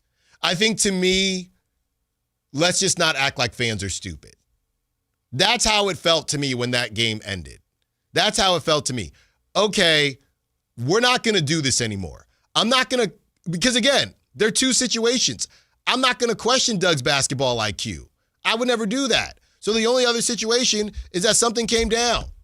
Those are the only two options I see. So I'm not going to come on here on this show and say, I just don't know why Keon can't get time. There are theories as to what is happening, and a lot of them make sense. On the other side, did Malik Monk just call out the vets? And who exactly was he talking about besides himself? You don't want to miss Malik's Cuts, the first version of Malik's Cuts when we return. Now on Sactown Sports.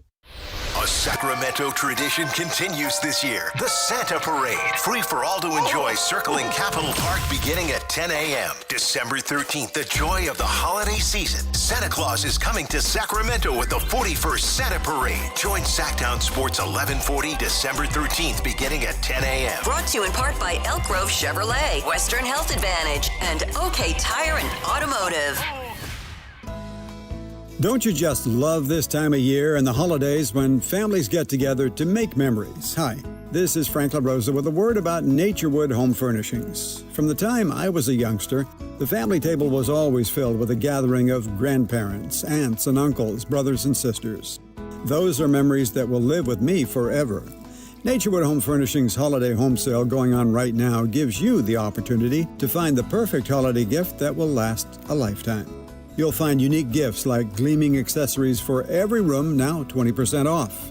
During Naturewood's Holiday Home Sale, you'll find savings all around the store for every room in your home. Find your perfect bit of Christmas for your home at Naturewood Home Furnishings Holiday Home Sale going on right now. The memories you make with your family will be with you forever. Naturewood Home Furnishings, off Highway 50 at Hazel. Look for the water wheel.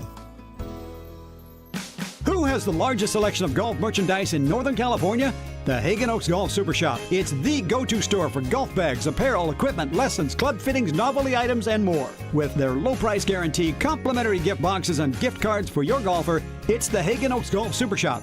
Add convenient online shopping and effortless after-Christmas return policy, and you'll see why the Hagen Oaks Golf Super Shop is the #1 choice for golfers everywhere. Fulton Avenue at the Cap City Freeway or online at HagenOaks.com.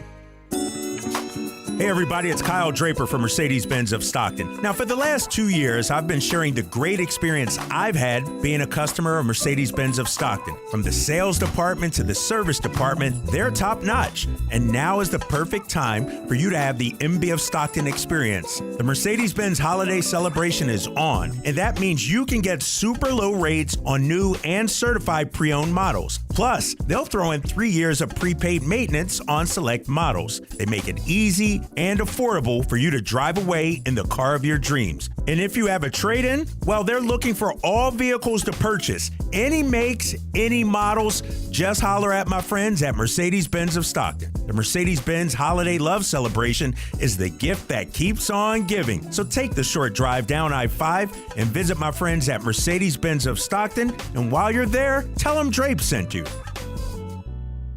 Not all rooftops are created equal. Revival at the Sawyer isn't just above the city, it's above the rest. Think DJs, live beats, a crowd that's always in the know, and views that make Golden One Center look like it's in your backyard. It's the rooftop Sacramento can't stop talking about. Revival, an experience that's anything but ordinary. Whether it's game night, date night, or just your night, Revival is where memories get made and the city feels alive. One rooftop, endless stories. Book your reservation at revivalsacramento.com.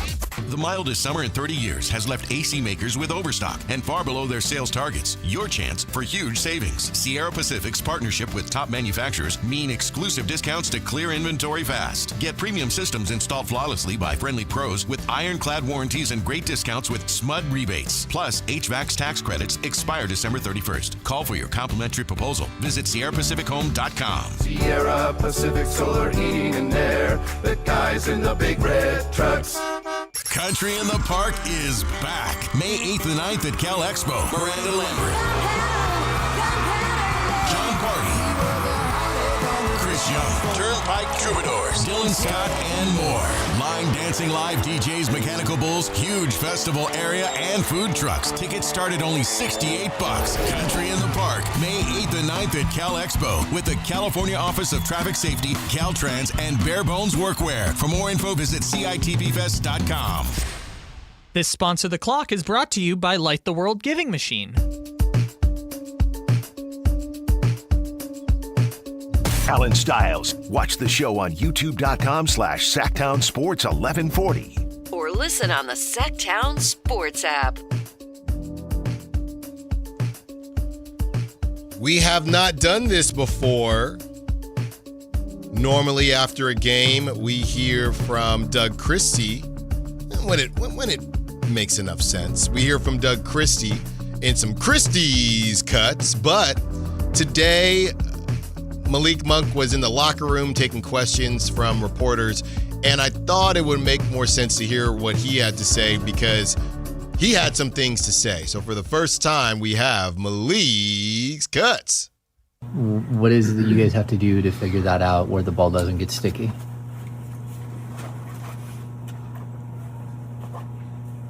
I don't know, man. Pass the ball. Simple as that.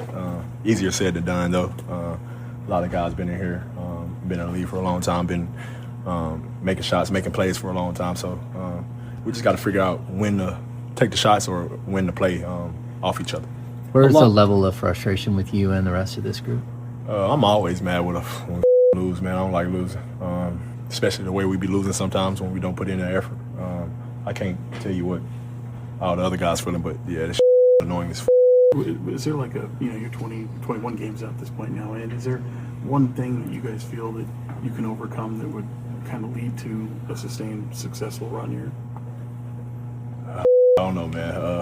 We see glimpses of it all the time, man. We can't put 48 minutes together. We're going to have to do it, though, obviously, or we ain't going to be here, or we're going to be home in April, so we got to figure it out. Do you guys talk about effort? Do you guys have conversations about picking effort up? Of course. But we all men in here. We never know what people got going on at home. They might come in and not feel it. But yeah, man, we always talk about it. A lot was made over the summer about not having a point guard, but you've been in one of those primary ball handling roles for all the years that you've been here. I mean, again, how comfortable are you with that responsibility, especially having it in the second unit tonight? Oh, yeah, I'm super comfortable, man, especially with last year, getting thrown out there to play the one for the remainder of the season. I'm super comfortable with it, confident in myself, too. Obviously, I didn't have to get to do it a lot this year because of Russ and Dennis, but whenever they need me to, I will. I'll be ready. Did you take those comments over the summer any type of way as a chip on your shoulder of like wanting to work on that element of your game, or did you understand, I guess, what they meant by the not? Yeah, I didn't come in the league playing a point guard, so I knew what they meant. I don't care what the media say, man. I've been playing basketball for a long time, so yeah, I don't let that bother me. Now that is a Malik's cut. No, we like Christy's cuts when we get something out of it, but man, oh man. And I just don't think enough people are talking about this yet. Malik Monk said that we need to pass the bleeping ball, right? He did throw himself in there, but come on now. Come on, we know who he's talking about. So he said we need to pass the bleeping ball. We can't close games. It's bleeping annoying. Then Kyle gives me a look through the glass because he said we got to figure it out or we won't be here. Then he tries to kind of correct it, say we won't be playing, we'll be at home in April, meaning that they won't make the playoffs. But he said we won't be here. So I do find, I think the most fascinating piece of all this is when we talked to Chris Biederman of the Sacramento Bee about how tough things were on DeMar DeRozan, and he's very open about mental health, and he's always, not always, but he's been that way for a number of years now, and we appreciate him for being transparent and, being able to open up to people. So we being love, vulnerable to people who don't deserve your vulnerability. Sure. And hey, maybe he feels like they do. That's his thought process. But with that being said, and it's not a but, with all that being said, I think I have not really understood how this team feels and if this team wants to be together. And listening to Malik Monk and listening to Chris Biederman talk about DeMar DeRozan, I do think that there is a level of pride because somebody, if you get thrown together, right? In my opinion, I thought maybe they're all sitting there saying, hey, this don't work, right? So we're just here kind of waiting it out to see when we're going to get moved.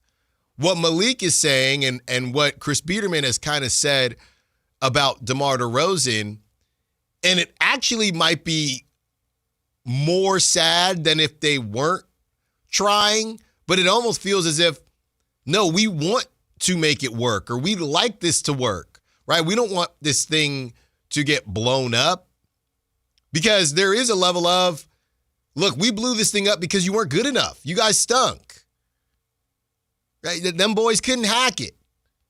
So I do think there's a level of them wanting to make it work and wanting to surprise people. I just don't think they're good enough.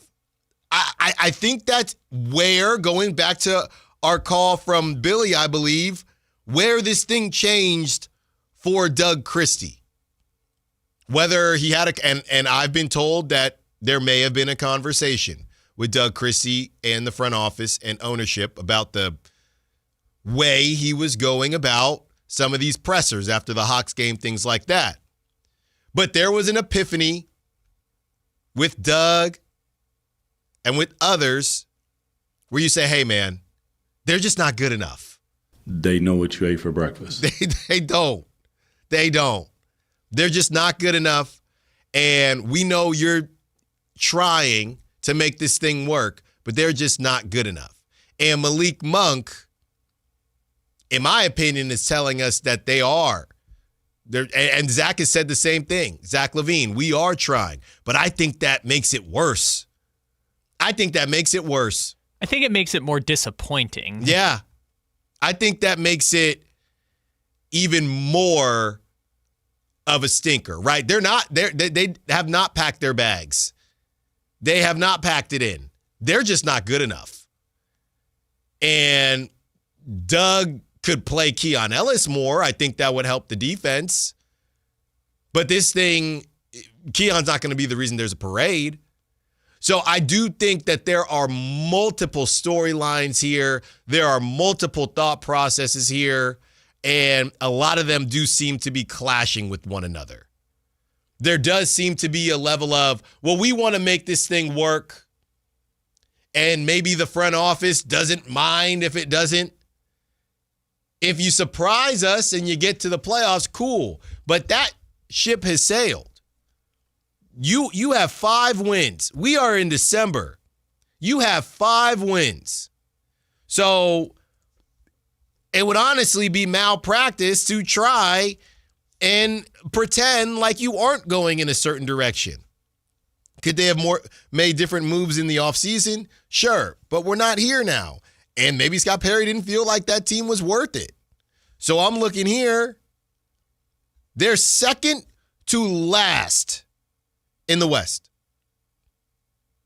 Second to last. They are, let's see here, 4.5 games back of the 10 seed, people. Oh, wow, that's crazy. Of the 10 seed. The Blazers are 8-12, and the Kings are 5-16. Okay? The Blazers 11.5 games back of the 1 seed, and the Kings 15.5. So I guess 3.5. 3.5 games out of the 10 seed, people. We ain't gonna be here. No. We ain't gonna be here. I got bad news. And hopefully Malik is able to stay. We ain't gonna be here. But it's over. It is over. And we ain't gonna be here. The problem is now you're waiting. And every single game that you trot out there trying to make it work, it just is, it's almost, like I said, it's almost sad. We ain't gonna be here. Like, I felt listening to Malik Monk in that statement, and we know Malik Monk, he signed, he wanted to. By the way, they got the Rockets next. And I don't know if Kevin Durant is back or not. It don't matter. I think he's back because I think he was just out 2 games because he had a kid, which, by the way, huh? Wait. That's why Kevin Durant was out? Yeah. According to Gambadaro in Phoenix. Oh, well, then he did. Yeah. No, Kevin Durant had a kid. What? Yeah. Ball was not just life, wasn't it? Wow. That is, hey, good for Kev. That's the news of the day. That is. When it breaks. We have it first. Are you sure, Kyle? I'm going off of Gambadaro. No. Okay. Well, it's not official yet, Kyle. It's Again, not official. I'm going based off Gambadaro saying it. Okay.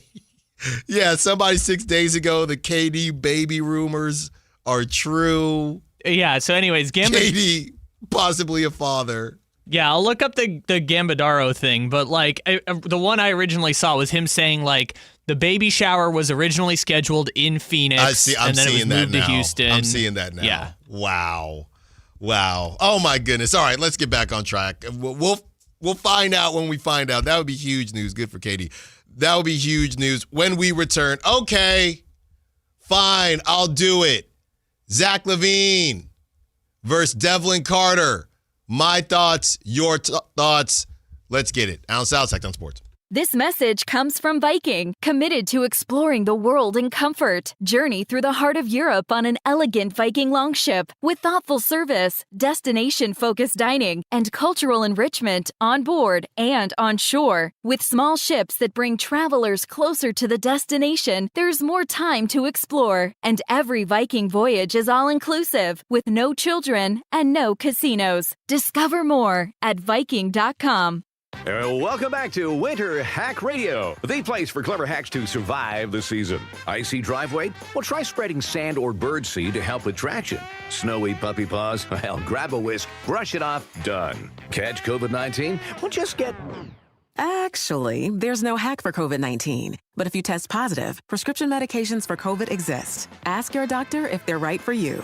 Visit PfizerForAll.com to learn more. Sponsored by Pfizer. Staples presents an easy holiday. My holiday list was a mile long. Fa la la la boo hoo hoo. Staples made it easy with big savings on tech gifts. I'm listening. And I saved big on custom holiday cards, too. Plus, Staples has UPS shipping in-store. Holy flying reindeer. Shop Staples today for 60% off custom cards, invites, wrapping paper, labels, stamps, and photo gifts. That was easy. In-store and online expires 12/20. Exclusions apply. Visit staples.com/print for details. Wesley Financial Group is not a law firm, and Chuck McDowell definitely not an attorney. This is Chuck. If someone talked you into buying something really silly and you want to get out of that silly little thing, my advice, get the facts. Call me and I'll send you our timeshare exit kit absolutely free. Inside, you'll learn how timeshare works and all your options for cancellation. Call Wesley now for your free exit info kit. 800-838-6767. That's 800-838-6767. Kings Cyber Monday deals are here today only. Cheer on the Kings with slam dunk deals and save up to 50% on Kings tickets. At the Kings Team Store, shop buy one, get one 60% off deals and $94 select swing band jerseys. Elevate your game day with 20% off experiences on the Kings home court. And don't miss out on savings for Kids Club kits and Junior Kings clinics for your little Kings fans. Check out all the offers for tickets, gear, experiences, and more at kings.com/Cyber Monday. Hey, nice job, Pete. I like those clean lines. Fellas, do we have anyone that can get to Greenport today? At Corey's Landscaping, the staffing plan is in the weeds. Anthony, we need that leaf blower over here. 3 more new customer requests just came in. Who wants to work some overtime? He needs to dig up quality landscapers and fast. I need Indeed. Indeed you do. When you sponsor a job on Indeed, it's easier for talented candidates to find it, which makes it easier for you to hire them. Visit Indeed.com/credit and get $75 towards your first sponsored job. Terms and conditions apply. If a Lenovo computer for your business is on your holiday list, don't shop around. Just go directly to the source, Lenovo.com. You'll find exclusive deals on the PCs you want for your business, like the ThinkPad X914 Aura Edition and Yoga 7i 2-in-1. So avoid all that shopping chaos and price comparing, and just go directly to the source, Lenovo.com, where PCs are up to 50% off. That's Lenovo.com. Lenovo. This is the story of the one. As the purchasing manager at a manufacturing plant, she knows the only thing more important than having the right safety gear is having it there when you need it. That's why she partners with Grainger for auto reordering, so her team members can count on her to have cut-resistant gloves on hand, and each shift can run safely and efficiently. Call 1-800-GRAINGER, click Grainger.com, or just stop by. Grainger, for the ones who get it done. Hey, I'm Steffi. You may know me from your social feed. I go big for the holidays, so I'm going to Famous Footwear because the best gifts are giving famous. My friends and family are gonna love all these styles from Nike, Adidas, Crocs, New Balance, Skechers, and more. With over 800 stores, you're never far from the perfect gift. So make your list and make it famous. Come in today for buy one pair, get one half off at your local Famous Footwear or famous.com. Some exclusions apply. Capital Casino, Sacramento's #1 poker room with primetime football. It's back. Capital Casino is giving away $500 per game in high-hand bonuses for every Sunday, Monday, and Thursday night primetime game. Offering the best food, best service, and the best action with the most variety of games in the region and conveniently located at 411 North 16th Street in downtown Sacramento. For more information, log on to capital-casino.com and please gamble responsibly. 1-800-GAMBLER. Coach Christie here, and the Black Friday Sell-a-thon is on at Folsom Lake Ford. With your approved credit, get $0 down. Plus, no payments for 90 days on any new Ford right now. Hurry to Folsom Lake Ford. Interest accrues from date of purchase.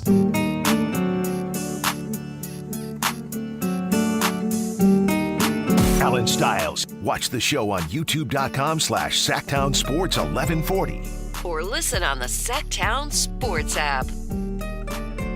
Domantas Sabonis upset with his usage. I'm sure this is going to go over well with people. That is coming up in 15 minutes. And man, oh man. This is one of those things where it starts out as if you think you know what you want, and then you get it, or you get a version of it, and it doesn't seem to be the case. Also funny that this is coming out. This is all in the Michael Scotto article if you didn't get to see it. It came out right before Thanksgiving, so I know people were running around because he ain't even playing right now. And honestly, Domantas Sabonis, this has been his most injury-laden season since he came to Sacramento. So we haven't even had time. He's played 11 games. So we haven't even really had time to get you in the fold, and this stuff is still coming out. It's just upsetting to me. We're going to talk about it more in 15 minutes and get your thoughts because, look, y'all love to go off on certain players, and I'm curious how this Domantas Sabonis stuff is going to go over. So we'll read that report to you in 15 minutes before it gets too late in the week because, like we said, we are kind of recapping everything that went down. I got to get to this Devlin Carter stuff with Zach LaVine. I am completely torn on this situation because it's just extremely layered, right? The first layer of this is fan upset with player. Fan says something, or players. Fan says something to players, and that's what fans do, right? And it's some type of kind of not reverse psychology, but hey, come on, man. Like, we're not trying to watch another loss. You know, we're trying to see y'all get it going a little bit. Player already kind of upset with probably how he's been playing, takes it some type of way, and fan gets escorted out and continues to say stuff, gets escorted out. I was rewatching the video during the break. He apologized. Devlin Carter did. A long-time Kings season ticket holder, came out here from New York. He was serving in the military and has kind of built a really awesome brand for himself. So you can check that out on Instagram. So he's doing his thing. He's got crazy Kings jackets. He was back in the building last night, by the way. So he was back in the building last night. And I'm trying to remember. Yeah. This was Wednesday against the Suns. This is the Suns game. So he says, "Hey, come on, man. We didn't come here to watch you not play defense, right?" That's what he said, and it was directed towards Zach LaVine. Zach LaVine, you can see in the video. I'm sure everybody's seen the video. It's floating around all over the place, and Zach LaVine says, "Well, then go home." That's all I can say on the air, but well, then go home. And then basically he says, "No, you go home. You're getting paid $40 million, whatever it is. You go home if you don't want to play." And Devlin Carter gets escorted out. So the first part of this is that Devlin Carter and what he's saying is not wrong, right? Zach LaVine has been trying harder on defense. Honestly, the offense has been the problem. These guys aren't good defensively. They're losing to a Suns team who had been playing better, had been playing well, but people are just sick of the losses, right? Devlin's trying to keep this win streak going. And, he's attempting to kind of get to fire up the guys, if you will, if you want to go in that direction. Zach LaVine didn't enjoy that, and things kind of escalated from there. But Devlin Carter, number one, is not wrong. This team outside of Keegan Murray, who just came back, and Keon Ellis, who doesn't play, and Devin Carter, who could just stay home, honestly, at this point. They don't play and I'd throw Nick Clifford in there. They don't really play defense. That's not what they're there to do, right? And Precious. Shout out Precious, by the way. This dude earned himself a real nice contract at the end of the season. Can I just say that? Shout out Precious Achiuwa. He got his 3-point shot going. Shout out Precious Achiuwa, man. He has been playing really well. So good for him wherever he's headed next. But this team doesn't play defense. And when you can't score on top of not playing defense, that's a problem. So I understand where Devlin Carter is coming from. The next layer of this, and this is where fans might disagree with me. The next layer of this that I want to get into is that I kind of don't know if Devlin Carter is received the same way if it's a different team.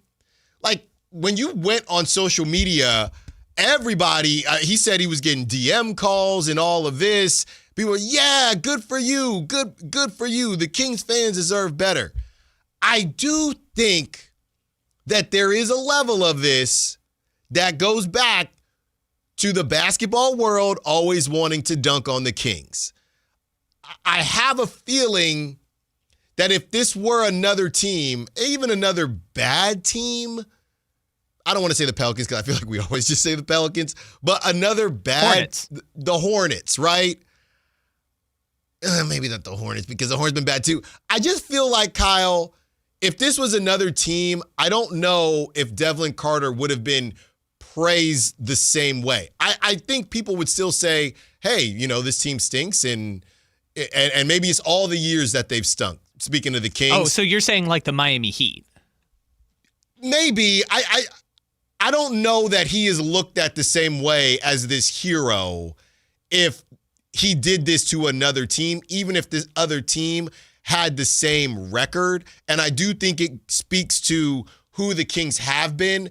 And I believe that Zach LaVine kind of got the brunt of that in that moment, even though he hadn't been playing well.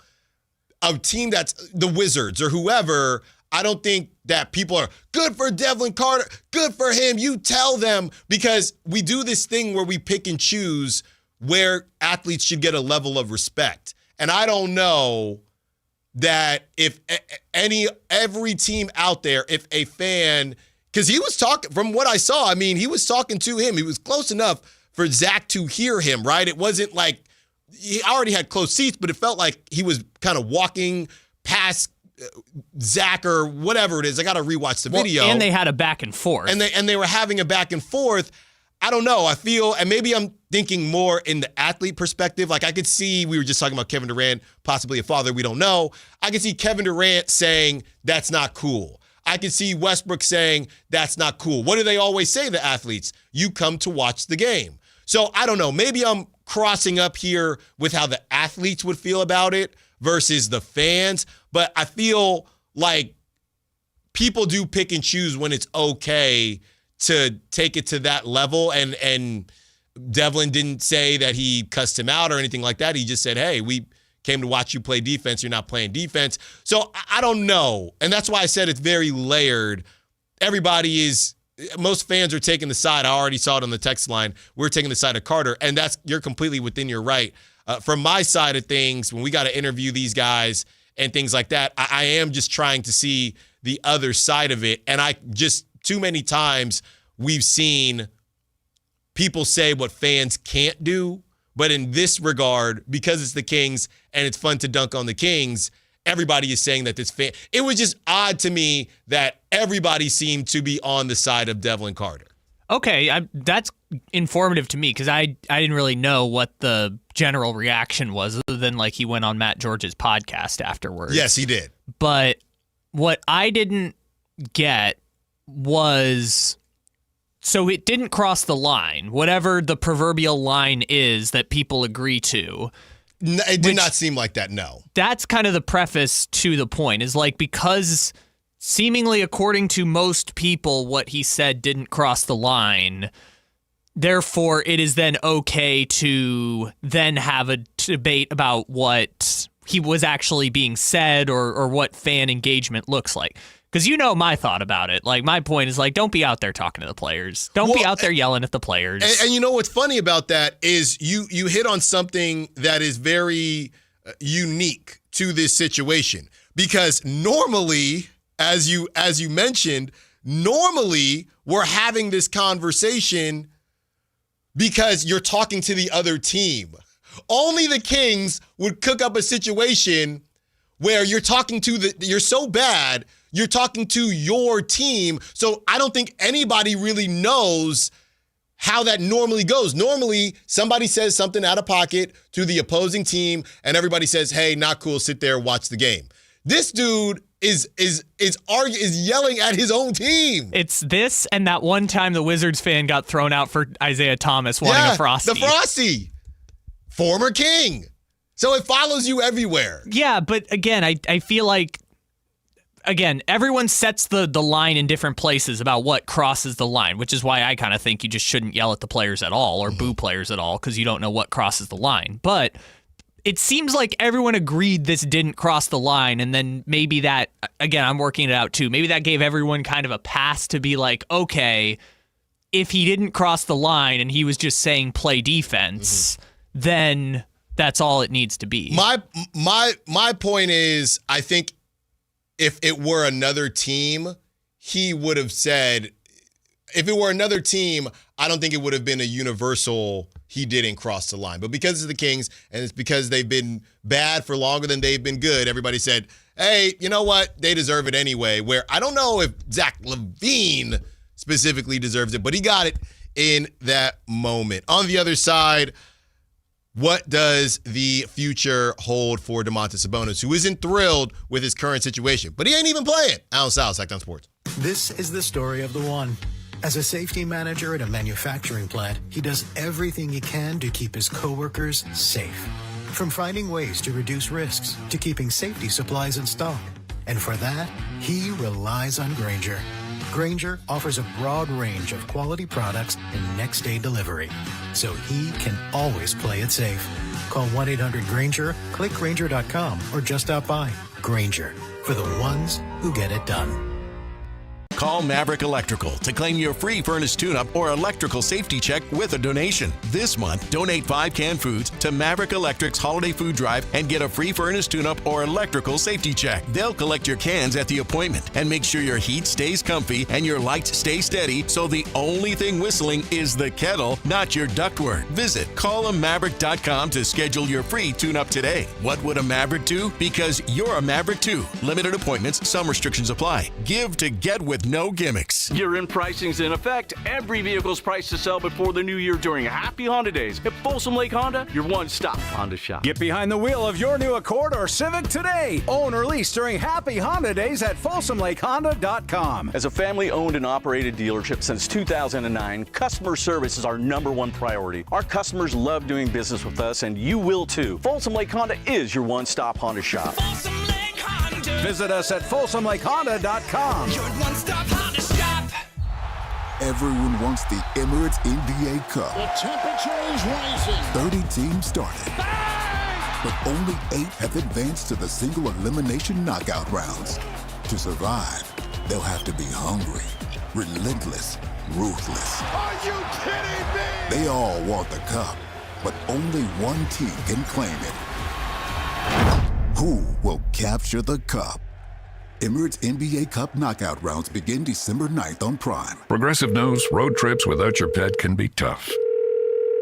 Hi, this is Next Stop Dog Boarding. Hi, it's Scott again. How's Squeaks doing? You can tell if he's stressed by his eyebrows. Oh, and his breathing should sound like this. Scott, Squeaks is exactly the same as last time you called. Okay, let's talk in 20 to see if anything's changed. With Progressive, your pet is covered up to $1,000 in vet bills in case of a car accident. So next time, you can take your pet with you. Progressive Casualty Insurance Company and affiliates, not available in all states. Coverage for dogs and cats is included with the purchase of collision coverage and subject to policy terms. If you love to travel, Capital One has a rewards credit card that's perfect for you. With the Capital One Venture X card, you earn unlimited double miles on everything you buy. Plus, you get premium benefits at a collection of luxury hotels when you book on Capital One Travel. And with Venture X, you get access to over 1,000 airport lounges worldwide. Open up a world of travel possibilities with a Capital One Venture X card. What's in your wallet? Terms apply. Lounge access is subject to change. See CapitalOne.com for details. The clock is ticking. This holiday season, give the gift they'll really love. A new Honda from Northern California's best Honda dealer, Stockton Honda. Happy Honda Days are happening right now. Score big with low payments, top trade-in value, and a huge selection of new Hondas, all at Stockton Honda. Anytime, anywhere, it's all here. StocktonHonda.com. Based on the results of the study recognized on June 18, 2025, USA Today's list of California's top car dealers 2025. Your local sports leader in the 916. KHD1 Sacramento, KYMX HD3 Sacramento. From the Power Business Technology Toshiba Studios, Sactown Sports 1140.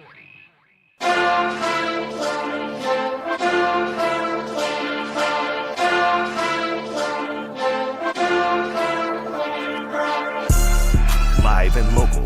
It's Allen Stiles On Sactown Sports. Yeah, so rewatch the video during the break, and Devlin's seats are just right there.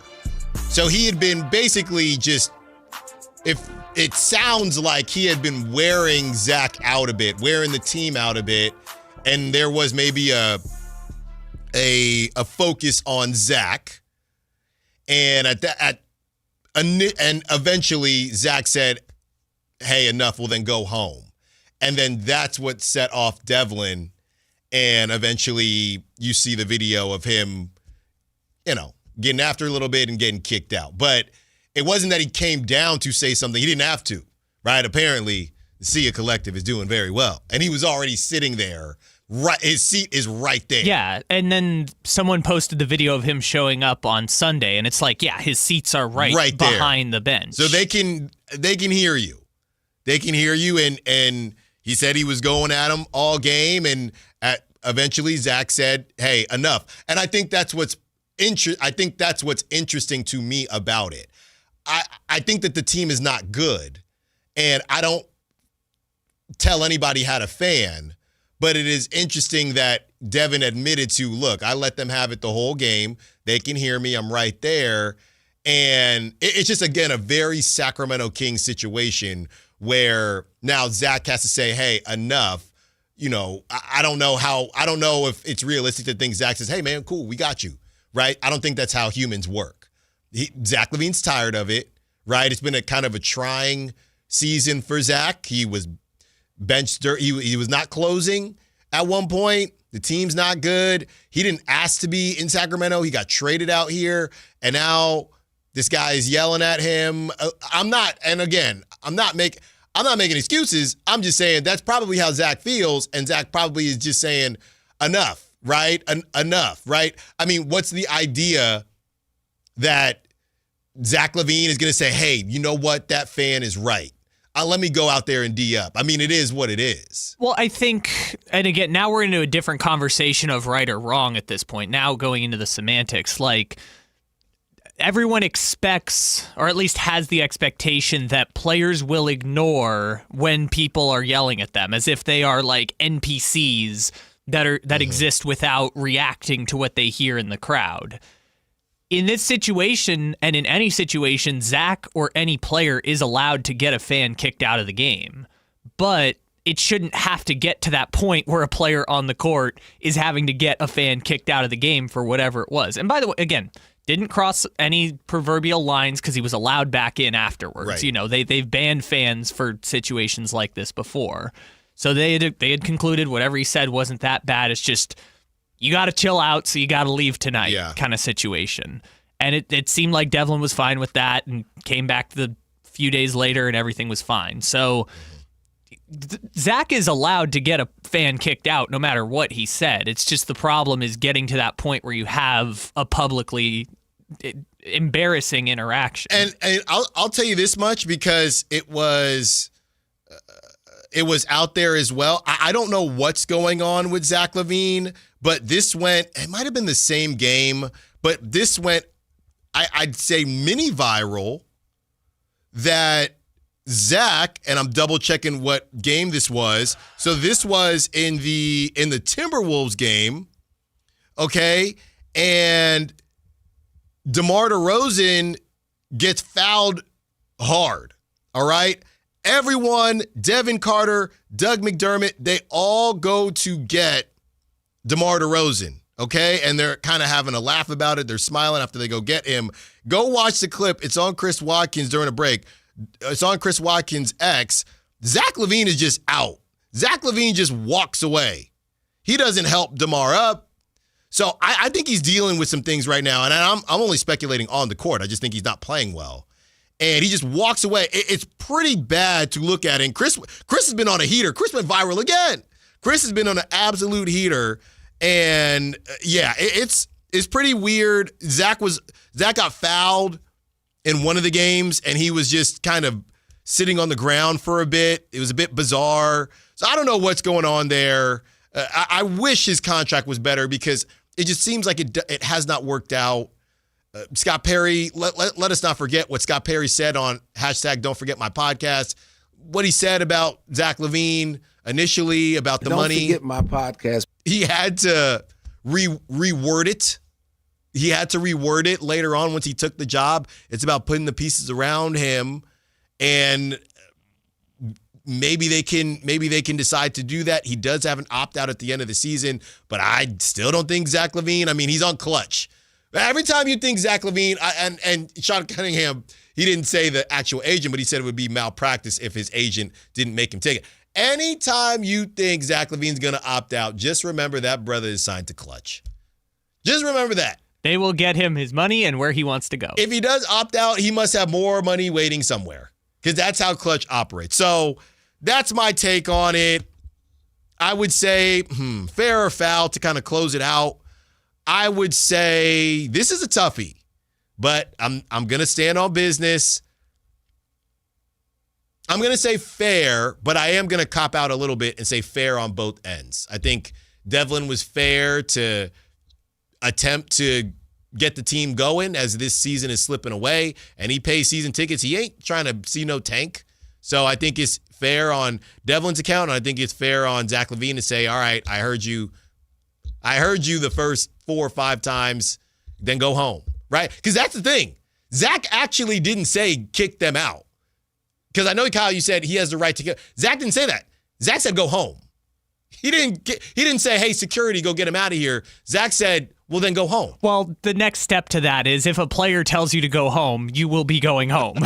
Well, no. I think he's saying, hey, well, then go home. And then at that point, sure, is Devlin going to say, no, you're right, I'm going to chill. Maybe Zach thought that would be the case. No, but then he says, no, you go home, and now you have to go home. That's what I'm saying. So he went home, he came back, and guess what? The Kings lost again. And you know, if I'm Devlin, I'm just staring at Zach the whole game. The whole game. Well, no, that's because you're petty. The whole game.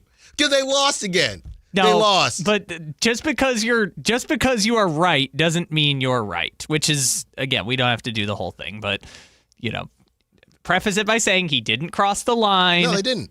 The team was okay with it. Zach seemingly was okay with it. They let him back in the next night.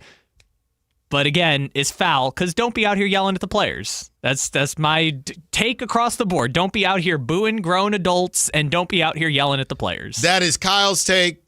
Kyle Ledbetter, everyone. That is not my take. Do what you want. It seems like he kept it in bounds. But to me, it just was interesting that not one person said, come on, man, we can't be going at players like that. No. Everyone just said, well, Sacramento stinks, so they can do what fans are allowed to. And that's not a Zach LaVine thing. That's a look at the last 20 years thing. So I think that there were two battles being fought here, and Zach LaVine and Devlin Carter were both in the middle of it. Well, we know who wasn't in the middle of it. Is Domantas Sabonis, because that brother ain't playing. Your segue strikes again. He ain't playing, but apparently he's not happy either. This is again from the Michael Scotto heater that dropped the day before Thanksgiving. Here is the quote. Domantas Sabonis has helped Sacramento end the league's longest playoff drought during the 2022-2023 season. Been a 3-time rebounding champion, a 2-time All-NBA selection, and an all-star during his tenure with the Kings. However, Sabonis has been disappointed with Sacramento's downward trajectory since reaching the playoffs and his usage at times under Coach Doug Christie, league sources told Hoops Hype. So what is it that you want, Domantas Sabonis? And this is me assuming, obviously, Michael Scotto, friend of the show, we're going to have him on very, very soon. Somebody told Hoops Hype this, okay? It is Michael Scotto's article. So if I am Doug Christie, if I am Scott Perry, number one, I'd say, well, brother, you played in 11 games. We haven't really got to see what this thing is. And number two, I would say, well, what is it that you want? What is it that you are upset about? He has missed 10 games. He's missed basically half of the games. So I don't know where Domantas Sabonis is in a situation to express any frustration. If he had only missed 3 games and we had seen this, yeah, in those 11 games, his usage has been different. But you're coming in from injury, you're leaving for injury. And that's not anybody's fault, but it's kind of hard for the team to create an identity when you're not on the floor. That's a tough thing to figure out. So I am very confused that this thing is getting out already. I know that when we had Matt George on, he brought it up, and that was a week ago. So it just strikes me, again, that's what going back to that movie that a lot of you may have had to watch with your significant other, or maybe you wanted to watch it on your own. The Notebook. What do you want? Oh, great movie. What do you want, Domas? What do you want? You had your highest usage with Mike Brown, but you didn't like how Mike Brown talked in post-game pressers or whatever it is. So get Mike Brown out of here. I got triple-doubles all the time right next to Jokic, and I'm in Jokic conversations. We're in the playoffs. No, you go, sir. Now, Doug Chrissy, you're my personal coach. I think Doug would be a great pick. Come on, Doug. 10 games in. Oh, wait, hold on, Doug. I don't like this usage. By the way, I know that moving on from Mike Brown means no De'Aaron Fox, so believe him. We're just coworkers anyway. Come on, Zach LaVine. Come on, DeMar DeRozan. Come on, Dennis Schroeder. Wait, hold on. Why I got the ball no more? Why I don't have the ball anymore? Well, you did miss kind of the big one. Hey, come on, Russell Westbrook. Come on, Russell Westbrook. Because that's the one. You bring it on too, Russell Westbrook. I mean, what are we doing? Because he asked for a point guard and he got Russell Westbrook, which is technically a point guard. No, he got two. He got two. He got two guys to take the ball from him. He needed a very specific point guard. Because here's a reality. And I think this is what never made sense to me.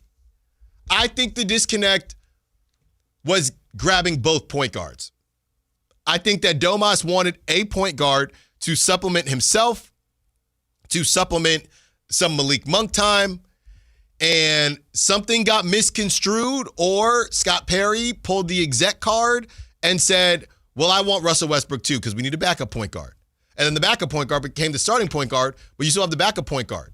And you still got DeMar DeRozan, who needs the ball. And you still got Zach LaVine, who needs the ball. So now all of a sudden, Domas is thinking, well, when am I going to get my touches? Well, I don't know, brother, but you had your touches, and you blew all that off.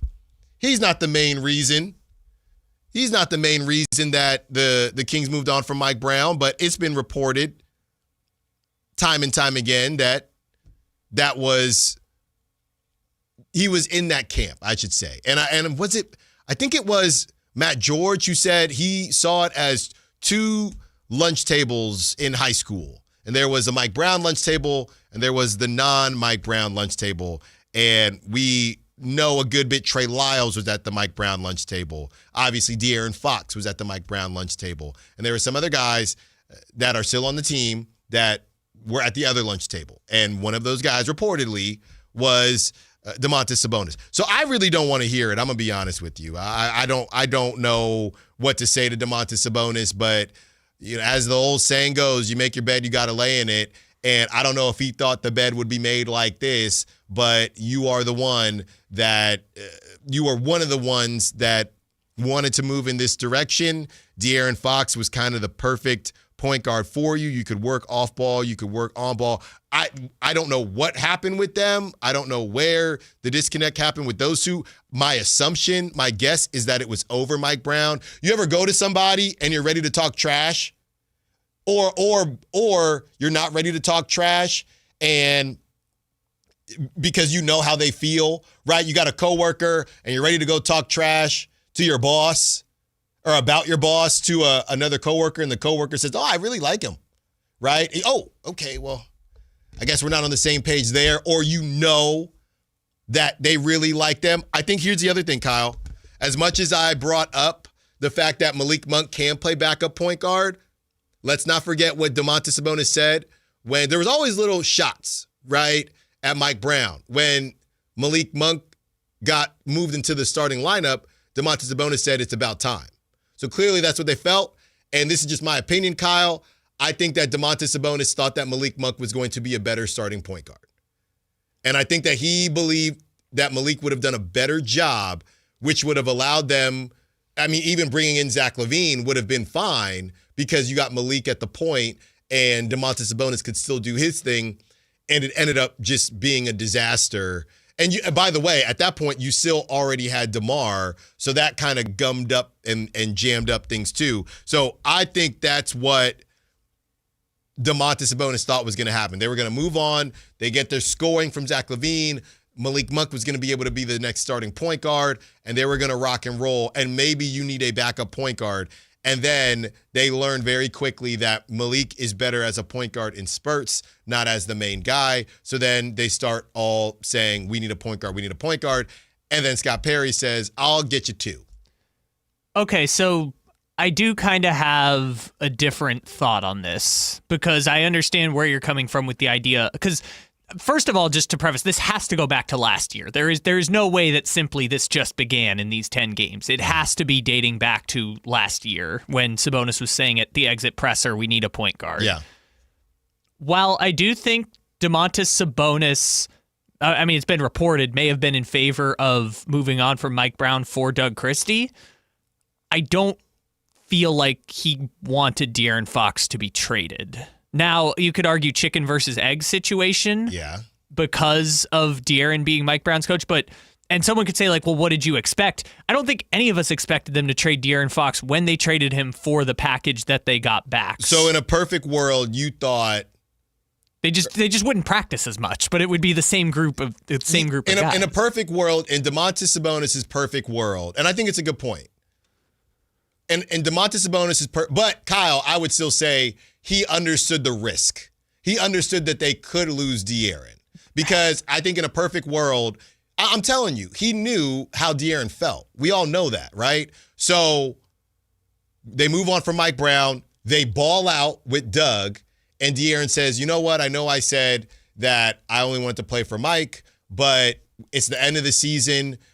We messed around in the play-in. We're real close. And now we got Doug. What ended up happening was, even though they did win some games, they went on the 7-game winning streak. I know De'Aaron was hurt for some of that. De'Aaron had already made up his mind. And maybe Domas didn't realize how far gone De'Aaron was. And then on top of, it didn't really matter that De'Aaron had made up his mind. On top of that, front office ownership, whoever you want to blame it on, said, all right, we're going to make this hasty deal because De'Aaron doesn't want to be here, where Domas maybe thought, look, even if he's kind of salty, we could get through this season and maybe figure things out. And they never got that opportunity. Move off of him for a player that does not complement Domantas Sabonis' game in the way that De'Aaron Fox did, right? I remember Sam Amick was on after the play-in on the station. He talked about, like, look, Sabonis and LaVine just looked disjointed out there. The things Sabonis was trying to run didn't work out. They were turning the ball over a lot in that Mavericks game. And I think the idea was, well, just hold on. A point guard was the problem. It wasn't Zach. The problem was the point guard. And now it's starting to seem like it's just not the best basketball fit between Domantas Sabonis and Zach LaVine. And now you've just invited Russell Westbrook into the conversation. Yeah. And now everything just, and by the way, DeMar DeRozan's still there. So now everything just looks disjointed. So to preface what I'm saying, we know the coworkers thing with Sabonis and De'Aaron, how they didn't have the closest relationship. I don't think this is about, like, personally wanting De'Aaron to be on the team forever. I think it was once they made the De'Aaron trade, that's when everything kind of started breaking down with Sabonis because the team became his, but the actual on-court product stopped complementing what made Domantas Sabonis great. Yeah, and 530 has a good point and says he knew the risk, but he also had to think getting value back for Fox would have been greater. I think that's a great point. Maybe he thought even if they trade De'Aaron, we're going to get some pieces back that can keep this thing going because De'Aaron has a high level of value. And then when they, for all intents and purposes, depending on who you ask, botched that trade, that was the kink in Domantas Sabonis' plan. This is all allegedly. Some of it is reported. Obviously, Domantas Sabonis had never said, I wanted Mike Brown gone. But following the crumb trail here, right? Following the trail, that may have been where it broke down. hey, either we hold on to De'Aaron and he's salty, but we end up winning and we convince him to stay because he could get he could get a max or whatever it is, or we move on from De'Aaron and we get a good value back and we can kind of keep this thing rolling. The problem was the Kings went with option C. Well, in the Kings' mind, they did go with option B. The problem was their option B was not actually good. Well, it was doomed from the start. Yes, and that is where the Domantas Sabonis' alleged plan did not work out, and here he is now with sources reporting that he is not happy with his usage. Well, you asked for point guards, and now you have two. So no, you're not going to get the ball anymore. On a team that also has Zach LaVine and DeMar DeRozan and Russell Westbrook, who are all high usage players. That is what makes them good. I do want to say too, like, it doesn't have to be like a personal, I love De'Aaron Fox and I want him to stay here, because De'Aaron's made clear that wasn't the type of relationship that him and Sabonis had. But the basketball fit-wise, I think Sabonis wanted if he wanted a different coach, then he wanted to do it with De'Aaron. For example, if they had done the De'Aaron Fox for Trae Young swap, I think Sabonis would probably be fine with the way that the offense continued to run. Yeah. I think it's just specifically the decisions they've made since De'Aaron Fox have not put Domantas Sabonis in the best position to succeed, and now we're damn near a year later, and he's looking at it like this thing's not going to get better. It's already ruined. Which is so funny because apparently it didn't get far, but they also checked in on Ja Morant. So there's just going to be a point guard tryout in Sacramento until we find the perfect point guard for Domantas Sabonis that looks like he just wants a De'Aaron clone with none of the I don't want to say drama, but with none of the De'Aaron Foxness, but do everything that De'Aaron Fox does. So now they're going to check in on Ja Morant. All right, they're going to check in on Ja Morant. They're going to talk about sending him to Detroit with Cade. Yeah, they had said that they weren't interested in Trae Young. They didn't think that made sense. I don't know how that doesn't make sense to me. I know defensively he's nothing like what De'Aaron Fox is, but I just don't know. Again, going back to the notebook, what do you want? But now it's too late is kind of my point too. Now it's already cooked. Well, you can I don't know. I mean, there is a world. Think about it. I don't think it's fully cooked yet. There is a world where they move off of DeMar. They move off of, it's the hybrid model. They move off of DeMar. They move off of Zach when Zach is done or he opts out, which he probably won't. And that's in 2 years, right? And then you'd have Keegan Murray taking way more shots. You'd have Nick Clifford. I don't know. You probably don't have Keon. You have a young top pick, or maybe they take another 24-year-old. That's what they like to do. And you make some moves, and you do it that way. I don't know that moving on from Domantas Sabonis is a foregone conclusion in this tank conversation. No, and I've made the point since the beginning, you don't move on from Sabonis unless Sabonis asks out specifically, because I think people miss this point sometimes. You can tank with Domantas Sabonis. That is an entirely possible thing you can do. It's not like he's so great of a player. On the other side, I got one more note I want to give you on Domantas Sabonis. Also, 5 possible trade destinations for DeMar DeRozan. And Bobby, we got you. Allen Stiles, Sactown Sports.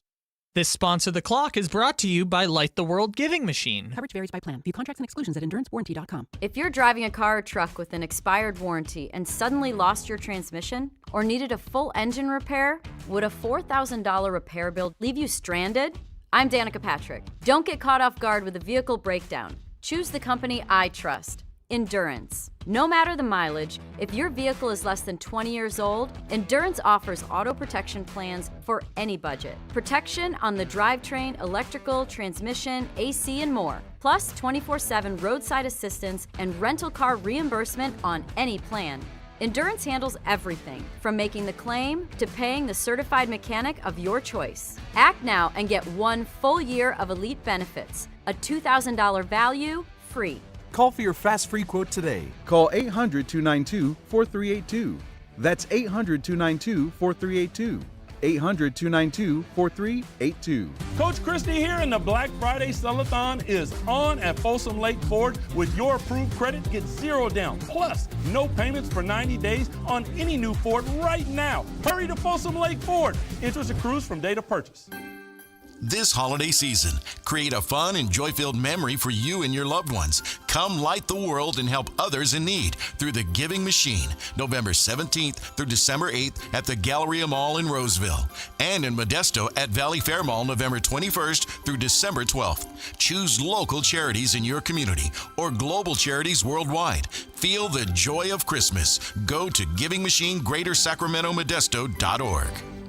Hey, this is Greg Papa. Are you working through a major insurance claim? SunPoint Public Adjusters can help. SunPoint prepares, presents, and negotiates your claim with the insurance company, working only for you, making sure you get everything you're entitled to, not what just some adjuster working for an insurance company thinks you should get. Call SunPoint today at 888-247-7865 or contact us at sunpoint.us. SunPoint Public Adjusters, the gold standard in public adjusting. License number 2N14884. Hey, it's Carmichael Dave. I got to tell you, I am so excited to get this decking project started with Trex Decking and Railings. From the first time I stepped foot in the showroom last week, I was so impressed. So many color options, heat-resistant composite deck. What does that mean? That means I don't have to do any maintenance on it whatsoever. They even have a deck designer, so you can go online and see what your dream deck will look like on your house. Just visit Trex, that's Trex.com to get it started. Tell them Carmichael Dave sent you.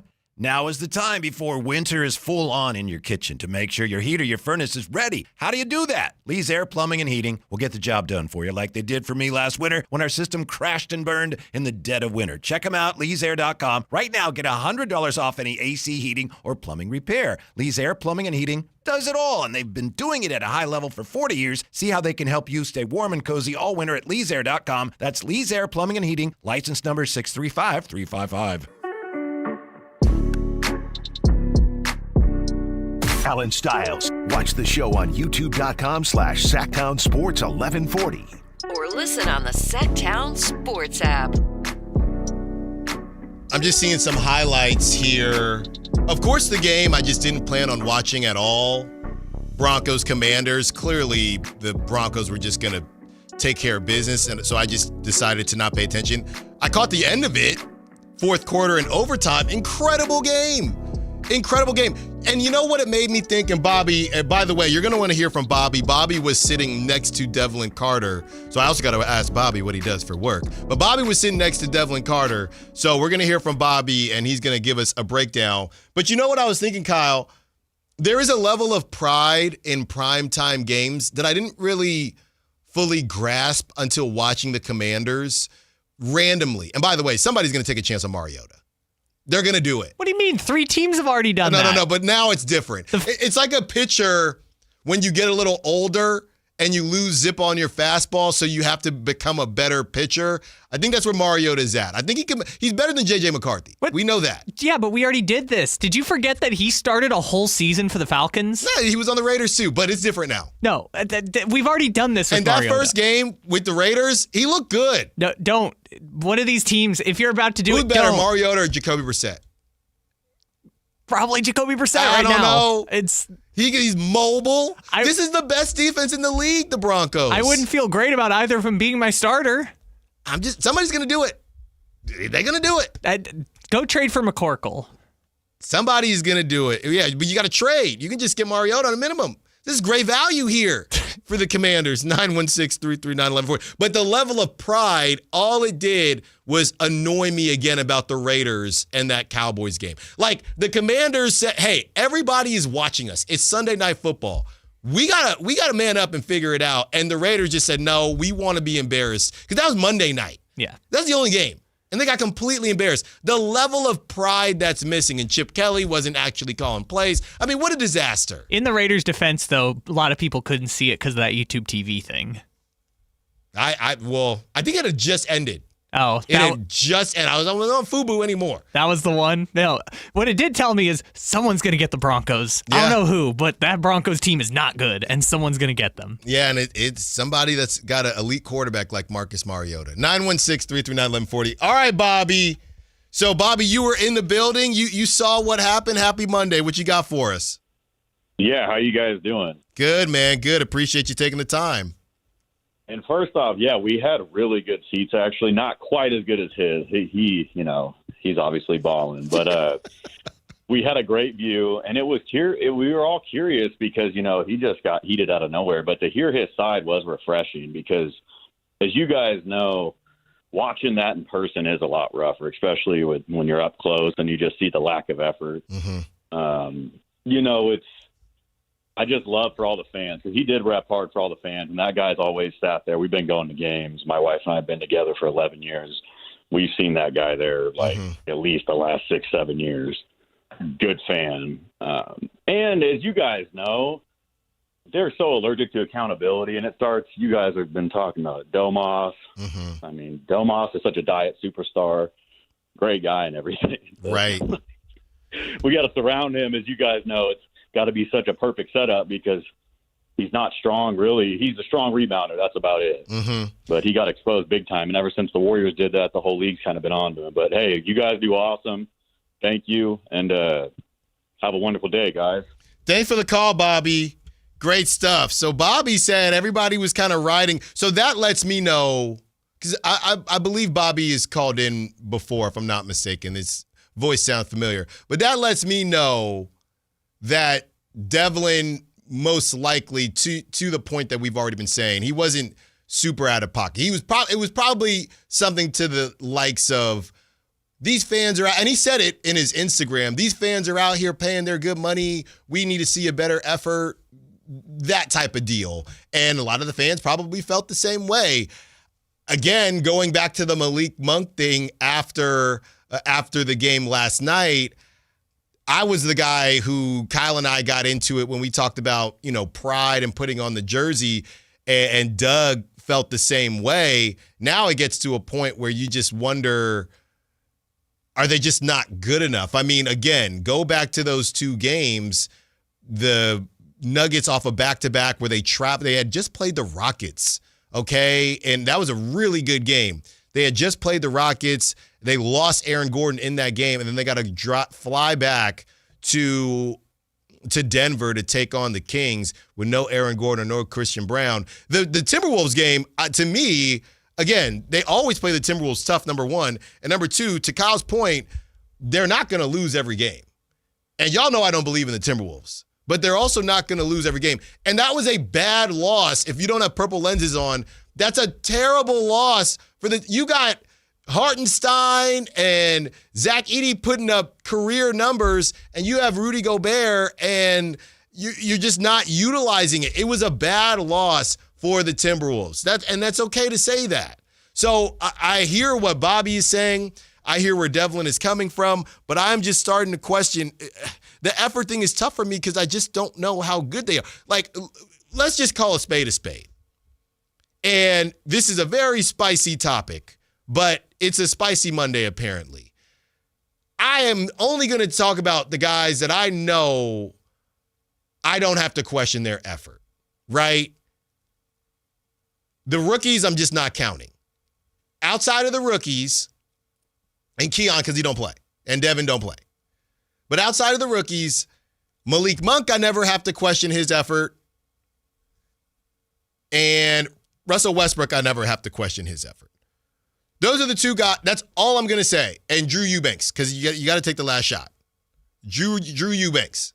It's my 8th year in the league. Like, at some point, you got to just take the shot. I'm also not counting the kind of vets that have been around the way. I'm not counting Drew Eubanks. I'm not counting Precious Achua. All right. What are you supposed to do? What are you supposed to do there? Wow. So you're just calling out Doug McDermott here. Wow. But Doug don't count. He needs a back brace. This is Brock Purdy, huh? Yeah, Doug got on the back brace. No, he doesn't. But Doug is there, man. And I love Doug. And Dario. Not those guys, but main minutes guys. Okay? Malik, I know I don't have to worry about, and Russell Westbrook. That is all I'm going to say. Those are the guys I know I don't have to worry about. But then also on top of that, because we know the fit doesn't work, I don't know if we're misconstruing effort with these guys stink as a collective. Not separately, they don't stink. Some of them are Hall of Famers, but they stink as a collective. So this is where I struggled with it coming off the Grizzlies game when you were saying they had no heart and they don't deserve to exist.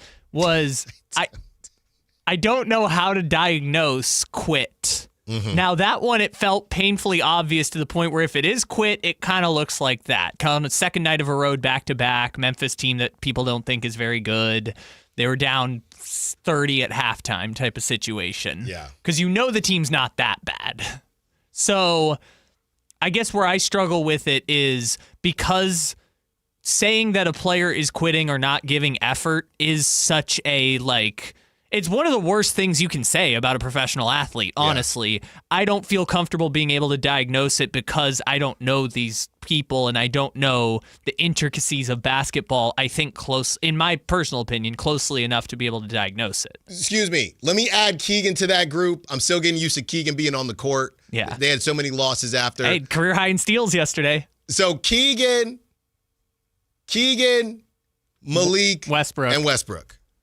Yeah. Well, Westbrook, that one, again, the bad Russ is not lack of effort, but it's like maybe we could use a little less effort. Maybe less effort from you. Maybe a little less effort would be good. But, yeah, Keegan has been on a tear to start. I'm just still getting used to seeing him on the court. So thank you to M Thang on the chat, 916-339-1140. Dwayne wants to be a part of the convo. What's up, Dwayne? What you got for us? Hey, what's up? What's up with the homies, man? Hey, listen, it's not effort, man. It's frustration. There's nothing. I hoop, man. There's nothing you can do when the other team sets up all these matchup problems as far as length, athleticism. You know what I'm talking about? The stuff we've been missing for 2 years, and it's led to the decline of this whole B team thing. You got to go out and make the right move. So I think you're right, bro. I always knew it could be fixed, but I don't trust this ownership group to make the right moves. They do not have the wherewithal to fleece another team. All the value is down. What you got to do is you got to try to get younger and more athletic and longer as soon as you can. Something like an Obi Toppin, you know what I'm saying? We need something like an Obi Toppin, but they got to make the right moves, man. Thanks for the call, Dwayne. Dwayne, you know what you were doing, bringing up Obi Toppin. I don't even know what he's doing on the Pacers because nobody plays on the Pacers. Except Jarris Walker, 30 minutes. Who's the future king, by the way. By the way, that's why I'm like, should they trade for Kim? Sure. I don't know. You know what's going to happen? What is? In about an hour, Whitey Gleason is going to come in and tell us that Jarris Walker is terrible. That is 1,000% going to happen. Or that he's great. It ain't going to be that. Yeah, whenever I have these second draft guys, Whitey hates these second draft guys. Whenever I say I'm grinding film, I guarantee on the other side, let's keep the conversation going. And we have 5 possible trade destinations for DeMar DeRozan. Allen Stiles, Sactown Sports. This Sponsor the Clock is brought to you by Light the World Giving Machine. Just announced, Stockton Honda has been named #1 of California's best car dealers in 2025 by USA Today and Statista. This prestigious award is based on thousands of customer reviews and recommendations, ranking dealerships for service, value, and satisfaction. Out of hundreds evaluated, Stockton Honda is proud to be #1, recognized for all-around excellence and commitment to our customers. Visit Stockton Honda, where reputation meets the road. Anytime, anywhere, it's all here. StocktonHonda.com.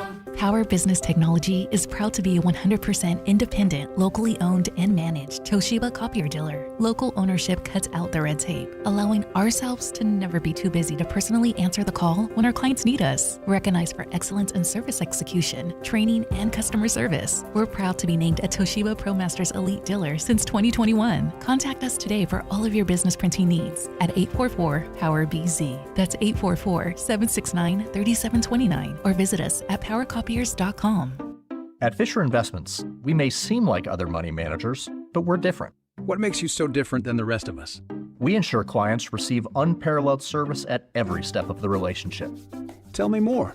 Our investment counselors focus on service over sales, prioritizing clients' needs. How do you make money? We don't sell any commission-based products. We have a simple management fee based on the value of our clients' portfolio. So we do better when our clients do better. What about client portfolios? We get to know each client, their finances, family, health, lifestyle, and more, and then we tailor a portfolio based on their specific goals and needs. Your clients really come first then, huh? Yes, we make them a top priority. Our goal is helping them achieve a comfortable retirement. Wow, maybe we are different. At Fisher Investments, we're clearly different. Learn more at FisherInvestments.com. Investing in securities involves the risk of loss. Hey everybody, it's Kyle Draper from Mercedes-Benz of Stockton. Now for the last 2 years, I've been sharing the great experience I've had being a customer of Mercedes-Benz of Stockton. From the sales department to the service department, they're top notch. And now is the perfect time for you to have the MB of Stockton experience. The Mercedes-Benz holiday celebration is on, and that means you can get super low rates on new and certified pre-owned models. Plus, they'll throw in 3 years of prepaid maintenance on select models. They make it easy and affordable for you to drive away in the car of your dreams. And if you have a trade-in, well, they're looking for all vehicles to purchase. Any makes, any models, just holler at my friends at Mercedes-Benz of Stockton. The Mercedes-Benz Holiday Love Celebration is the gift that keeps on giving. So take the short drive down I-5 and visit my friends at Mercedes-Benz of Stockton. And while you're there, tell them Drape sent you. Get auto care that values your time at OK Tire and Automotive Tire Pros, Sacramento's family-owned shop since 1965. Need new tires? Enjoy free vehicle pickup, delivery, and a courtesy shuttle. Every fifth oil change is free. From star smog checks to key fobs, our ASE certified team handles it all. With over 870 five-star reviews, you're in good hands. Call today. Our advisors are here Monday to Friday, 7 a.m. to 5 p.m. Allen Stiles You can join the show by texting 916-339-1140. on Sactown Sports. I got so caught up with we started talking about that Broncos-Commanders game, got so caught up, I did not even tell everyone that last little bit I had on the Domantas Sabonis report that he's not happy with the usage. And let me put it to you like this. This might not be about Domantas Sabonis possibly wanting out. We know how much he loves Napa and the winery scene. This could just be about, yeah, I'm ready to move on from them, right? You invested in me. You kind of chose my side. You got Doug. He's here for a couple years. We think you got Doug. You have me for 3 more years. This is Domantas Sabonis signaling not for him to possibly want to be out, but signaling some of these guys need to go because it's not working.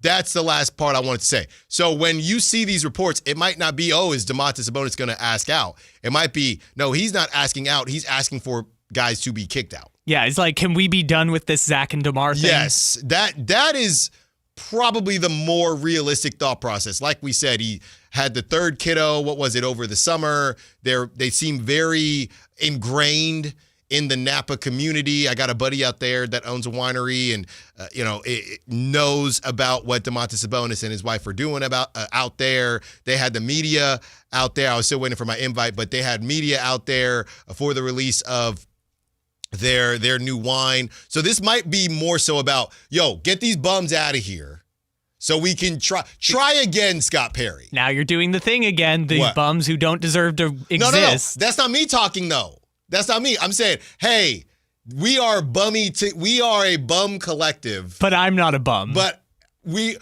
am, as Domantas Sabonis, I'm not calling them bums. I'm saying we are bums as a collective. So let's break off and unbum each other.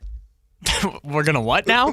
Let's break off and unbum each other. That's what we can do. Are you allowed to say that on the radio? I don't know. Are we about to find out? 916-339-1140. Let's get to Jason, who wants to talk coaching. What's up, Jason? Happy Monday. What you got for us? Yes, it's Doug Christie. He has to go. He never gave us leadership as a player. Do we remember when he was on the Kings? It was Weber. It was Vlade. It was Pager. It was never him. In big games, he would disappear. So we bring in him as a coach who never had leadership as a player. You remember he would do the stupid signs to his wife in the stands? It's something in his brain. Yeah, thanks for the call, Jason. Yeah, I don't know that I want to go in that direction.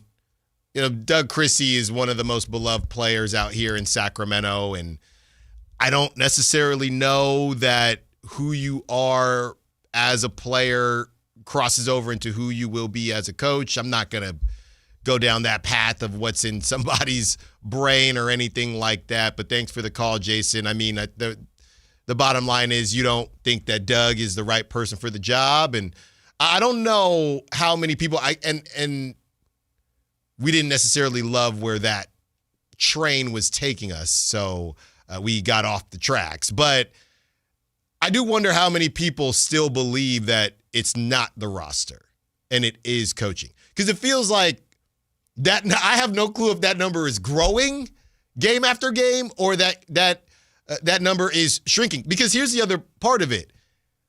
If we are going in the direction of Doug and the autonomy thing, right? And we spoke on assuming that he doesn't have autonomy to give him the benefit of the doubt when it comes to the Keon Ellis thing. What about the other side of it? And what if he does have autonomy? And what if he has deduced that Keon Ellis is not what the team needs? It's possible. It would kind of go against what Doug has told us, but anything is possible. So if that's the case, then people that don't think Doug is doing a good job would have a little bit of juice there, because everywhere around the basketball world is curious as to why Keon Ellis isn't playing. And if we believe Doug to have autonomy, we would say, okay, so all these other basketball minds are chiming in saying, why isn't Keon playing? But Doug seems to think that Keon doesn't need to play or can't help this team. I find that really hard to believe. I find that very, very hard to believe, but anything is possible. 916-339-1140. As Pool Guy Mark says, coach is the last thing they need to worry about. Yeah, I mean, to be honest, a lot of people feel like maybe he's just a stopgap guy for this group of players anyway. That's why it's so hard to actually evaluate Doug Christie, because the circumstances around it all are so insane that you have such wildly fluctuating opinions on Doug, right? There's the people who have been, remember Doug was off to a 7-game win streak right away and turned the tide of last year's team. Yeah. There's the people who will point out, well, Mike Brown shouldn't have been fired in the first place, so therefore Doug shouldn't have been in the position he's in now. There are the people who will point out that they didn't have any other interviews for head coaching, so therefore it appeared as if Doug Christie is being imposed upon Scott Perry as a term and condition of the hire. So how do you evaluate that job as the coach? And then you bring it back to he also probably wasn't getting head coaching interviews anywhere else other than in Sacramento. And then we finally get to, oh, by the way, the roster also is kind of messy. And how do you parse that? Like, it's just such a crazy situation that it's just hard to evaluate the actual job that he's doing. Because are they trying to compete? Are they now trying to pivot to getting younger? Mm-hmm. Like, it seems like based on his communication of message, even he's kind of playing it both ways. I just heard something yesterday, and I'm going to use it here, and it's from my guy, Bomani Jones, even though I tried to get him on the show a couple years ago at Super Bowl, and he didn't big league me, but, I ran into him and said, hey, can we get you on the show? And he said, yeah. And it was when you go to Super Bowl, because we're going to go to Super Bowl again, we go to Radio Row, if you don't get a phone number, it's a no.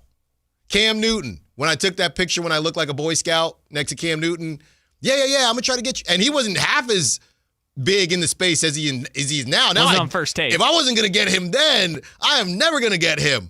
But didn't get his phone number. Bomani Jones didn't get his phone number. And different guys, we did get on. Oh, yeah, Allen, here you go. Now, all love to Bomani. He's a huge name. I will get to have him on the show. I will work with him one day. It just wasn't going to be 2 years ago at Radio Row. So what did this have to do with your story? Bomani Jones was talking about Lane Kiffin. And what he said in regards to Lane Kiffin is that Lane Kiffin made a bad situation worse.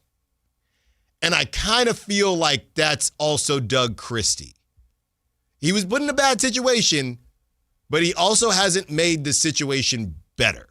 He said Lane Kiffin made a bad situation worse with this Ole Miss LSU thing, and I think that could also match up with Doug Christie. He was put in a bad situation, and again, if he does have autonomy and he can play Keon, but Scott Perry, he just said in his interview with Sam Amick, play who is going to help us win. That's what he said. We don't know what's being said behind closed doors, but if he has full autonomy and he's not playing Keon and he's doing some of these things that don't make a ton of sense, I would use the same word that future friend of the show, Bomani Jones, said as far as Lane Kiffin is concerned. He's made a bad situation worse. Or he hasn't made it better. How about that? I think the other point, too, is maybe this is a learning on the job situation, but it seems like he kind of used up all the cards he had to play too early in the season. Mm-hmm. And now maybe they're cooked either way, but it got to a point where he's publicly calling the players out in ways that Mike Brown never did as the coach. Well, to be fair, I think the argument for that, and Shrestha, we'll get to you right before we get to the 1 o'clock hour. To be fair, Kyle, I think his approach was, I am setting this. The whole thing with Scott Perry has been setting the standard. So I think he was trying to nip it in the bud. And to your point of maybe he nipped it in the bud too early, but I mean, they started losing immediately. But he ain't doing it anymore. That's the thing. No, he already used that card. He can't. Well, he could have kept doing it, but like you said, maybe it's like Sam Amick said. It's like, hey, you put yourself more in the line of fire when your press conferences keep going viral every other night about, my name is Douglas Dale Christie and here's the tenants, or this is not Sacramento Kings basketball and players need to show effort. You know what's so crazy? I actually forgot about that pregame thing. Yeah, that was the original viral one. I actually forgot about the Douglas Dale Christie. Yeah. And that was like 3 games into the season. I don't think it was that soon, but it was before this last road trip. It was definitely that. No, Kyle, that was like a month ago. It was like early November. I was still going to pumpkin patches, I'm pretty sure. That can't be. Look it up while we take this call, please, as we talk to Shrestha, who wants to be part of the conversation and also wants to talk coaching. What's up, Shrestha? Happy Monday. What you got for us? Hey, guys. So I was at the game last night, and I thought it was a pretty entertaining game, for the most part, besides Zach Edey pretty much having everything he wanted. And what I noticed, though, in this game was anytime the team rotated the ball, they passed the ball amongst themselves, they were getting really good shots. I mean, that's basic principles. But anytime one of our ISOs start taking the ball, unless you're like a tremendous athlete and you've got like all sorts of luck and you make your shot, for the most part, they were bricks. And I think people like Zach and DeMar, they made careers out of playing ISO ball when they were in their prime. But I think they've reached that point right now where Doug and anybody out there from the coaching staff just need to tell them, you guys got to cut out the ISO and just rotate. Because anytime they rotated yesterday, they were scoring the ball. And anytime any of these guys were going ISO, with the exception of DeMar, who can pretty much score whenever he wants to, it sucked. They were missing. And I think that's where we lost the game yesterday. Shrestha, great call. And have a great day. You are basically echoing what Malik Monk said. We need to pass the ball. And he said that in the locker room yesterday to the media. We need to pass the ball. And we can deduce who he was talking about. But clearly there are people in that locker room that think, hey, if we do certain things offensively and defensively, we can compete. And I think Malik is one of them. And Shrestha, as a fan, is a believer. But can you teach an old dog or old dogs new tricks? So, I don't know.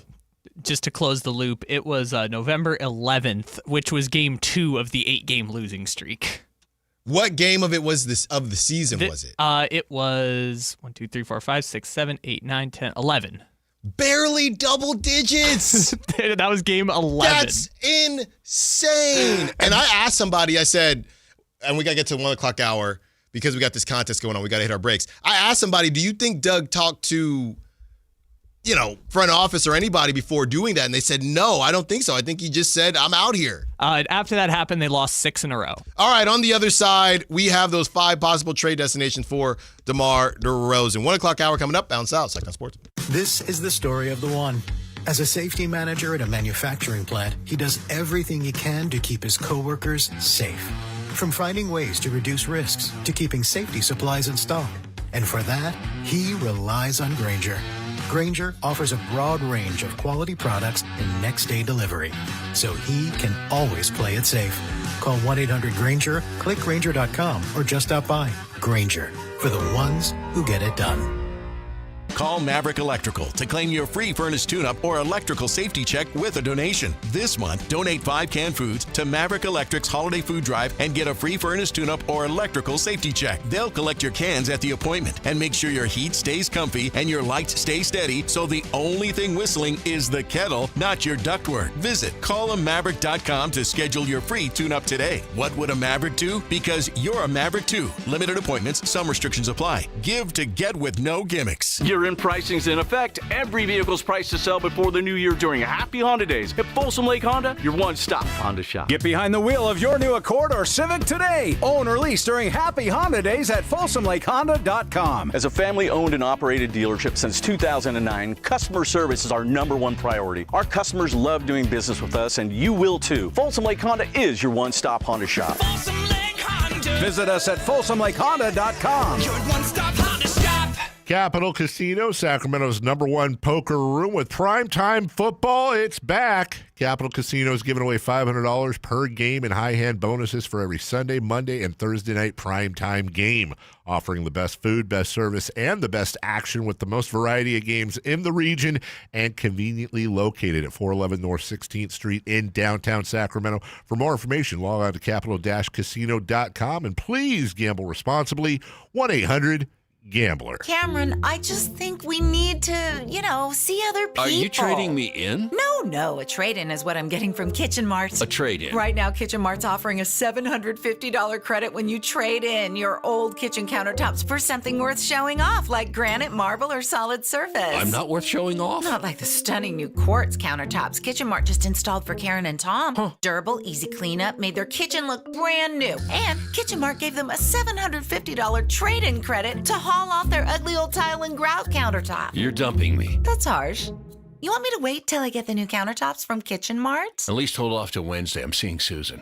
Susan! Now's the perfect time to trade up to beautiful new quartz, granite, marble, or solid surface countertops. Because for a limited time, Kitchen Mart's offering a $750 trade-in credit for your old countertops. Go to kitchenmart.com today and schedule a free in-home consultation and save $750 off new countertops. No one does it better than KitchenMart.com. Kings Cyber Monday deals are here today only. Cheer on the Kings with slam dunk deals and save up to 50% on Kings tickets. At the Kings team store, shop buy one, get one 60% off deals and $94 select swing band jerseys. Elevate your game day with 20% off experiences on the Kings home court. And don't miss out on savings for kids club kits and junior Kings clinics for your little Kings fans. Check out all the offers for tickets, gear, experiences, and more at kings.com/Cyber Monday.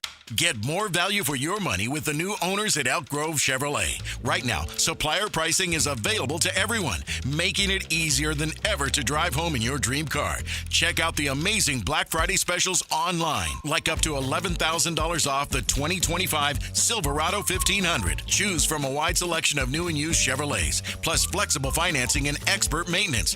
Visit them today and experience the difference. MyElkGroveChevrolet.com, where savings and service come standard. KHD1 Sacramento, KYMX HD3 Sacramento. Your home for Kings basketball for over 25 seasons. Hammer time thrown down by the league. From the Power Business Technology Toshiba Studios. Sactown Sports, 1140.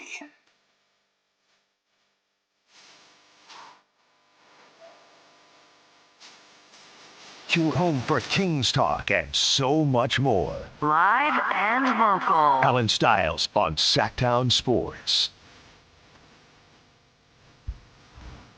Man, oh man, what a time to be alive.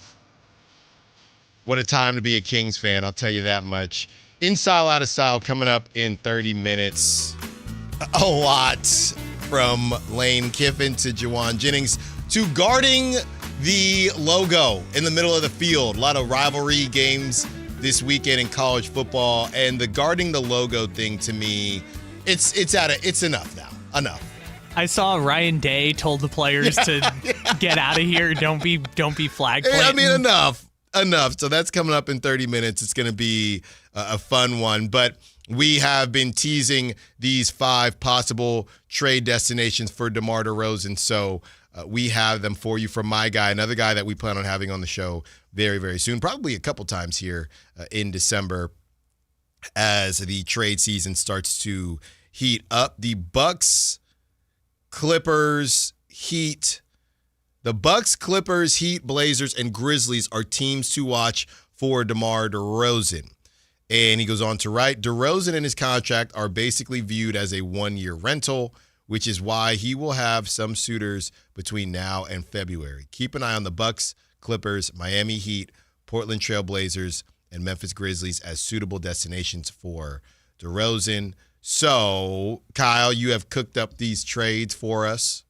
I guess frameworks for trades is more apt, but yes. Okay. Well, the number one thing, I don't know. Let's just get the Heat out of the way right now. I don't know what the Terry Rozier situation is. Yeah, the only way the Miami Heat can trade for DeMar DeRozan, realistically, I mean, they could trade Tyler Hero, but realistically, they would have to trade Terry Rozier's expiring contract. There was a great report that was basically like, the Heat are asking the league for clarification on whether or not they can trade Terry Rozier's contract. And the league is just like, I don't know. Doesn't sound like a no. Doesn't sound like a no. Doesn't sound like a yes. League doesn't really know what to do with it. Yeah, and because of that, would the Heat find it cleaner to just move off of him and go get DeMar DeRozan? Obviously, they got Norman Powell. They got Andrew Wiggins. They got Tyler Hero. Yeah, it's either going to – because they're not going to spend the money, right? So once Rozier is done, you ain't spending the money anyway. No, they're going to save the money and not get Giannis in 2027. So you don't want to spend money. So at least if you get DeMar DeRozan, it'll be built in, and then you'll have the non-guaranteed contract going into next season. So obviously it's just about convincing the Heat. I do this. I mean, I would have liked to have, and Kyle, you have Terry Rozier to match salaries and 2 second-round picks. I mean, the handshake agreement, Allen. I guess I was the person to say that I would just buy out DeMar DeRozan. So since I was the person to say I would buy out DeMar DeRozan, getting that $20 million back at the end of the season when Terry Rozier expires and 2 second-round picks, and on top of that, your guys are going to get more time. Yeah, I'll do it. I'll just be done with it. I'll do it. It seems like the question more so is, would you rather just buy out DeMar DeRozan or would you rather buy out Terry Rozier? Which means, would you rather buy out DeMar DeRozan or would you rather that money go directly to the IRS? Yeah, right. And it's almost time. Do your taxes, man.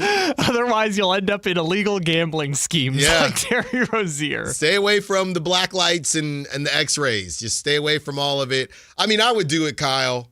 I'm so over the value conversation. I would just do it. Well, if it happens, do you know how much you would be reposting that clip of you saying, I believe there is a handshake agreement? It was connected to Kuminga, though. Right. It was connected to Kuminga, but you did say at the time, Terry Rozier in 2 seconds. The victory laps would be insane. Yeah, it would be pretty funny if you called it. The next one, just to annoy everyone and hit our quota, Bucks, Kyle Kuzma, and a second-round pick. Who has been better this season? Kyle Kuzma. Let me ask you this. Is it based on what the Bucks need? Because couldn't you say that Kyle Kuzma more so fits what the Bucks need? He's averaging 13.5 points per game, 34% from three, 50% from the field. He's played in 20 games. He defends better than DeMar. He's more of that style of player where the game is going. couldn't you more so argue that Kyle Kuzma makes more sense, or do you think they're just looking around for that closer? Honestly, I don't know how to fix the Bucks, man. There's just nothing with no draft picks. Their cap situation is screwed because they had to buy out Dame. I feel like it's just like reshuffling cards essentially. You just got to try and get talent anywhere you can get talent if you're the Bucks. I mean, they're not very good at anything. Yeah, Giannis is kind of carrying that. If you're Milwaukee, maybe it's better, maybe it's not, but you got to try something. Here's the thing about the DeMar iso ball situation. His usage is a bit confusing to me, because if you were going to go in the direction of a 36-year-old DeMar DeRozan, Kyle, I think you'd want somebody that at a moment's notice can drop you 35, and DeMar can't really do that.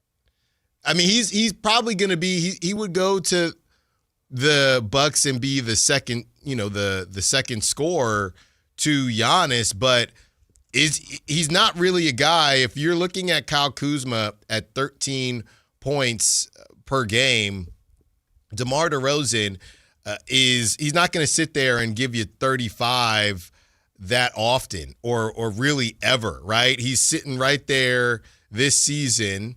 He's at 18.4 points per game he is shooting 38% from three, but he's at 18.4 points per game. You're going to lose that defense from Kuzma. I don't know if this is the guy. I don't know, to your point, I don't know who the guy is for the Bucks, but if you're going in the direction of DeMar DeRozan, Debo, a.k.a. Mr. I Am Toronto, that's on Basketball Reference, I just don't know if you would do it for a guy that is 7 more points a game isn't helping the Bucks, I guess is the easiest way to say it. 7 more points a game is not helping the Bucks. It's not saving the Bucks, at least. No. So I just don't know.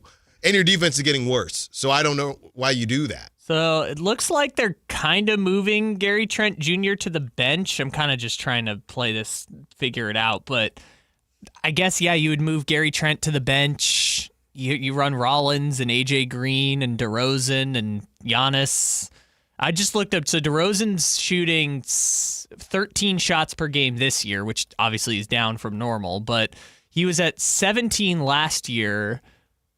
The second leading shot taker on the Bucks is Rollins at 14. So I think DeRozan probably does make them better than Kuzma, but again, I don't know what you're getting from Milwaukee. Is not a DeMar DeRozan away from competing for a championship. And you know what's funny? Because of his contract, are you also doing it to say, hey, it feels like, Kyle, you're doing it because obviously DeMar is a better scorer than Kuzma, number one. And I think their defense, they got some long dudes that they probably feel like they could cover DeMar up with. And number two, you are in a better position going into next season, whereas you would be locked into that $24 million with Kyle Kuzma. It gives you a little bit of financial flexibility going into next season. Yeah, I guess the point for them is that because Kuzma has a 2-year deal, you're paying Kuzma anyways. Exactly. So you might as well just pay DeRozan and see what you can do. And then you might be able to get off it at the end of the season because it's not guaranteed. Yeah. But again, they unless the Kings really like Kuzma, which I saw someone make the point, Kuzma's also an investor in that professional volleyball league that Vivek is investing in. So unless they really like Kuzma the player and the fit on this team better than DeRozan, Bucks don't got much draft picks. They got 1 second they can send you. So I don't really know what else you really are getting if you're the Kings. Yeah, the name that had been brought up from Michael Scotto, now going to the other report, was Zach LaVine, that the Bucks have conducted background due diligence on LaVine. So we'll talk about that a little bit more tomorrow. But yeah, as far as, and I money-wise, I have no clue how that works, by the way. No clue, because the Bucks cap situation is screwed by paying Dame $20 million a year. Yeah, in that stretch and run, whatever it's called. Stretch and wave, yeah. Is stretch and run a reference I don't get? No, it just new stuff just comes up. So let's just make up new stuff, and we're going to stretch and wave Dave. They get trade exceptions or something? Like, yeah. But I think in that scenario, we'd finally get Bobby Portis to Sacramento. How? Well, they have to make the money match somehow. So Kuzma and Bobby Portis. And that, again, doesn't make them better. Yeah, that's why I don't think they literally can trade for Zach LaVine. No, but we're going to do it tomorrow. You can bet your bottom dollar we are. The Blazers. Yeah, this is the worst one Kyle has cooked up. DeRozan and Keon for Robert Williams, Chris Murray, and a couple seconds. Which, in fairness, I took from a Blazers account that was putting together a DeRozan trade. No. Hell no. What are the Blazers... What are they doing with DeMar DeRozan? You didn't include Matisse Thybulle. Well, they would waive him as soon as they got him. You know, what was Matisse Thybulle? He's going to be new Dario Saric? What are we doing? No, Kyle. This is the worst one. I don't know what the Blazers would trade. Are they Robert Williams expiring deal? Like, what? Why would the Blazers want DeMar DeRozan? I don't know. But they got Dame and Drew Holiday's been out. He hasn't been playing. Scoot hasn't played yet. No, oh my goodness, Scoot. No, this Blazers one. No. Again, I just had to take the Blazers fans. I don't know why. No. Why are the Blazers on this list? No. I don't understand. Yeah, get this out of here, man. That makes no sense. All right, let's talk about the Clippers. The Clippers, John Collins, Draper on line one. John Collins or Bogdan Bogdanovic and Brook Lopez combo. So you're saying John Collins by himself or Bogdan Bogdanovic and Brook Lopez. Which technically are all expiring because Collins is expiring, but Bogdanovic and Lopez have team options. Okay. I like that. I like either one of those, to be honest with you. I feel as if the John Collins thing is, and I know a lot of people say he's not as good as you think, and how much are you watching John Collins? To me, he's 28. You'd like him a little younger. He's expiring. Look, you bring him in, you see how it looks, and he's going to be a free agent. We'll see what his market is, but I don't think it's a crazy thought that maybe his timeline. Here's the thing, Kyle, in that world where you are, because a lot of the stinking could have already been done this season, right? And if you get, it's almost as simple as, think about it like this. And you're not going to like this, but I'm going to say it anyway. If the Kings got a top 3 pick and somebody they thought, hey, this dude is going to be really good, I don't know what you would do if you decided to get Cam Boozer, but the more 6'9", 6'8" guys, the better these days. Couldn't you make the argument that you could decide what to do with John Collins based on what the future holds for you? Like if you trade for John Collins, right? And I know Carmichael Dave was worried about if they trade for John Collins, they might be too good and the odds might not be as favorable. I don't think that's a issue, in my opinion. Because they're not going to be too bad. No, I don't think so. Have you seen the Wizards? They are about this life. Yeah. So I think you could add John Collins. You bring him in, or you could do the Bogdanovic thing, sure. But I think it would be better watchable basketball. And for season ticket holders like Devlin Carter, you bring in John Collins, you see how it looks. Hopefully you still stink to some degree.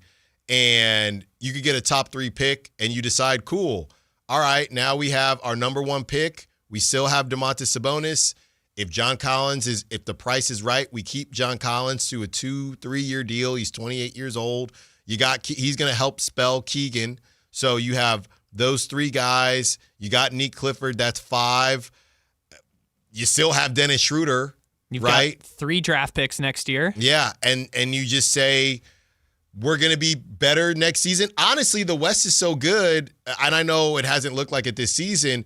Yeah, I think next season, even if you add John Collins in a top 3 pick, I mean, they're probably a 8. They're probably a 9-10 again, and then it's almost, to me, feels like a deal that you should do for the fans.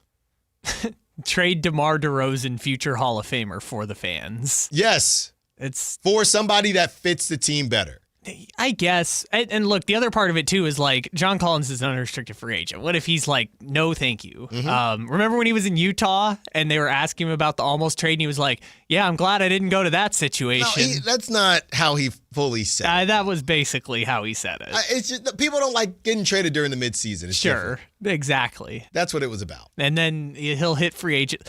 Yeah, the John Collins one is just, Dave kind of summed it up great. It's like just making a trade to say you made a trade. Like, unless you're getting draft picks for DeRozan and John Collins, if it's just a straight up swap, you're just making a trade to say you made a trade. Both but I don't teams think are still so, screwed.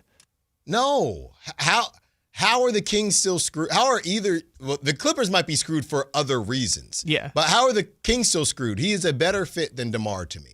They're screwed this season. We want them to, there's a level of wanting them to not be great, but I think John Collins is a better fit than DeMar. But then what? John Collins is going to leave in free agency. Who cares?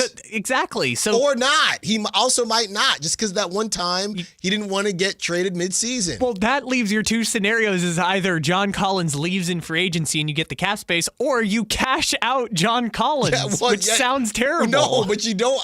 That's your choice. Don't cash out John Collins. Those options are still better than your current situation. But that's what I'm saying, disagree, Kyle. but yes, I understand what you're saying. But I'm saying the draft happens. Yes. You get the number 1 overall pick, right? Run the tankathon, please, before you make that conclusion. Maybe you get Darren Peterson. In that regard, you keep John Collins. If you get Cam Boozer or AJ DeBanza, then let John Collins go. Okay. I understand that point, by the way. Let's see if we get either of them. Fourth. Yep. Yeah. Yep. So we almost got one of them. We almost got one of them. Stuck at 4 here. Oh, where'd he go? Oh, down to 6. Hold on now. Drop down to 7. Hold on. Let me just wait. Come on, baby. With the 3rd pick in the NBA draft, the Kings take whoever's left. Probably DeBanza. Mm-hmm. I saw Boozer 35 points this weekend. Yeah, I know. That's going to be a conversation because he is stacking the sheet, but he's just bigger than everyone. Sure. He's just physical, man. That sounds good to me. Yeah. I'll take that on the Kings. Yeah. Bye, John Collins. We got Boozer. Okay, so now. in that situation, you would move on from John Collins. If you take Darren Peterson, if he's the 3rd one left, and you take Darren Peterson, because I don't know if he's back yet, but he's had that hamstring injury. Yeah, okay, so let's say they take a point guard. It doesn't matter which one. Just say they take a point guard, and he's not going to start to begin the season. So you'd have Neek, Keegan, John Collins, Domantas Sabonis. That's still probably an 11 seed in the West. Perfect.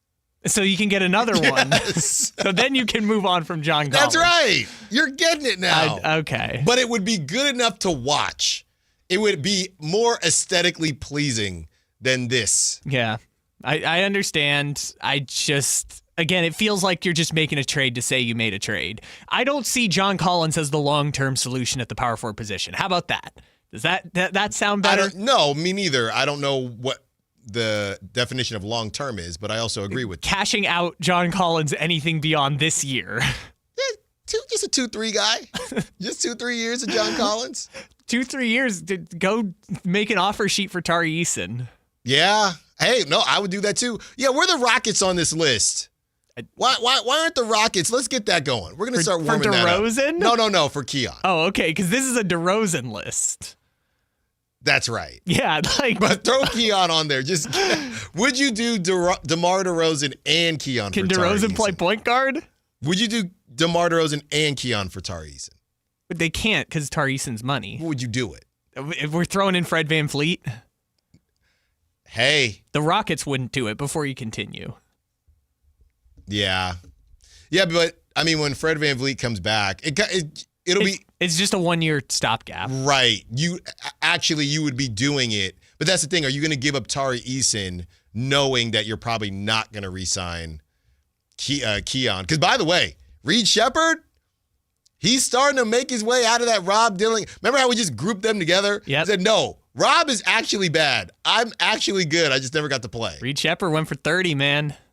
Who are they playing in the Cup game? Oh, it was the Warriors. He went for 30 against the Warriors this week. Yeah, he balled out. Yeah. He balled out. Or no. Was that the Warriors? No, that was the Nuggets game. Oh, okay. That was the game before the Nuggets went back home and lost to the Kings. Yes. Okay. Reed Shepherd went for 30. That is correct. Yeah. He had a good game against the Warriors, too, in the Cup game. So, yeah, that Clippers, that's the one that we've heard the most about. I would do either one. But now the Clippers suck, too, which they're in the weird position of, like, they can't tank because they don't have their own pick. Mm-hmm. Yeah, I would see they might try to get Young. I don't know, Kuminga, but they might try to get Young via second draft. Like, they might have to go get Benedict Mathurin just because I believe the Clippers are going to have cap space. I believe they were on that list. Mm-hmm. They might just say, we have to just get a 23-year-old just because. Yeah, because if I'm doing math, I think, obviously all three of those guys we just mentioned can expire at the end of the year. Mm-hmm. So you'd have $25 million in Collins, $16 million in Bogdanovich, $8 million in Brook. You'd have like $50 million right there just between those three players. Yeah, so that's the Clippers. And last but not least, the team that the Kings just lost to, the Grizzlies, could be KCP and a protected first, or the centerpiece to a Ja Morant trade. I don't know why the Grizzlies would want. I thought this when the report came out. I don't know. I don't know why the Grizzlies would want DeMar DeRozan. So this is such an interesting analysis of trade value in the NBA, right? Because someone can say DeMar DeRozan doesn't have trade. I'll give you an example because KCP is here. This is the KCP syndrome situation where when KCP was in Orlando, people were saying after his first year, well, KCP just can't go for anything. They're going to have to dump him for DeRozan, or they're going to have to attach a pick or something like that. They said KCP had no value. And then KCP ended up being the centerpiece of the biggest trade of the offseason, being Desmond Bane going from Memphis to Orlando. So, DeRozan's kind of in that same situation of hey, he could go for Terry Rozier money to the IRS and 2 second-round picks in a salary dump, or you said just buy him out, or he could end up being the centerpiece of a Ja Morant trade just based on his money and what the Grizzlies would attempt to do afterwards. That's why trade value is so hard to diagnose in the NBA, because you just need a team. You just need one. You just need a team. I mean, every time the Grizzlies play the Kings, they look like they could be good enough to get into the playoffs. By the way, KCP, what do we keep saying? Leaves Orlando, that dude can shoot again. He had 13 points last night. That dude can shoot again, literally. Yeah. It's just those sight lines. Desmond Bane's finally getting on track again, but he was struggling. All he had to do was get out of Orlando. When we return, we have a little in style, out of style as we break down what happened over the weekend with Lane Kiffin, Juwan Jennings, and college football, as well as some Kings talk. The first 20 games are finally over. How we feeling? Better, worse, or what we expected? On Sactown Sports. If a Lenovo computer for your business is on your holiday list, don't shop around. Just go directly to the source, Lenovo.com. You'll find exclusive deals on the PCs you want for your business, like the ThinkPad X9 14 Aura Edition and Yoga 7i 2-in-1. So avoid all that shopping chaos and price comparing, and just go directly to the source, Lenovo.com, where PCs are up to 50% off. That's Lenovo.com. Lenovo. My name is Whitney Allen. I'm a widow. My husband, Ryan, died. We never thought in a million years we'd have to use life insurance. The unexpected happened. With Ethos, it is so fast and easy. It's 100% online. You can get a quote in seconds, apply in minutes, and get same-day coverage. No medical exams, and you can get up to $3 million worth of coverage through Ethos. Get your free quote at ethos.com/fast. That's ethos.com/fast. Time spent on application may vary. Online health questions required. Now is the time before winter is full on in your kitchen to make sure your heat or your furnace is ready. How do you do that? Lee's Air Plumbing and Heating will get the job done for you like they did for me last winter when our system crashed and burned in the dead of winter. Check them out, leesair.com. Right now, get $100 off any AC heating or plumbing repair. Lee's Air Plumbing and Heating does it all, and they've been doing it at a high level for 40 years. See how they can help you stay warm and cozy all winter at leesair.com. That's Lee's Air Plumbing and Heating, license number 635355. Who has the largest selection of golf merchandise in Northern California? The Hagen Oaks Golf Super Shop. It's the go-to store for golf bags, apparel, equipment, lessons, club fittings, novelty items, and more. With their low price guarantee, complimentary gift boxes, and gift cards for your golfer, it's the Hagen Oaks Golf Super Shop. Add convenient online shopping and effortless after-Christmas return policy, and you'll see why the Hagen Oaks Golf Super Shop is the #1 choice for golfers everywhere. Fulton Avenue at the Cap City Freeway or online at hagenoaks.com. This is the story of the one. As the purchasing manager at a manufacturing plant, she knows the only thing more important than having the right safety gear is having it there when you need it. That's why she partners with Grainger for auto reordering, so her team members can count on her to have cut-resistant gloves on hand, and each shift can run safely and efficiently. Call 1-800-GRAINGER, click Grainger.com, or just stop by. Grainger, for the ones who get it done. The clock is ticking. This holiday season, give the gift they'll really love. A new Honda from Northern California's best Honda dealer, Stockton Honda. Happy Honda days are happening right now. Score big with low payments, top trade-in value, and a huge selection of new Hondas, all at Stockton Honda. Anytime, anywhere, it's all here. StocktonHonda.com. Based on the results of the study recognized on June 18, 2025, USA Today's list of California's top car dealers 2025. The holidays can be a time of increased stress for those struggling with opioid or stimulant addiction. They can also be a time for pause, reflection, opportunity, and new beginnings. This holiday season, choose treatment and recovery. Embrace the company of family and friends and create special moments. Find a proven opioid or stimulant addiction treatment provider near you at choosechangeca.org. Country in the Park is back. May 8th and 9th at Cal Expo. Miranda Lambert,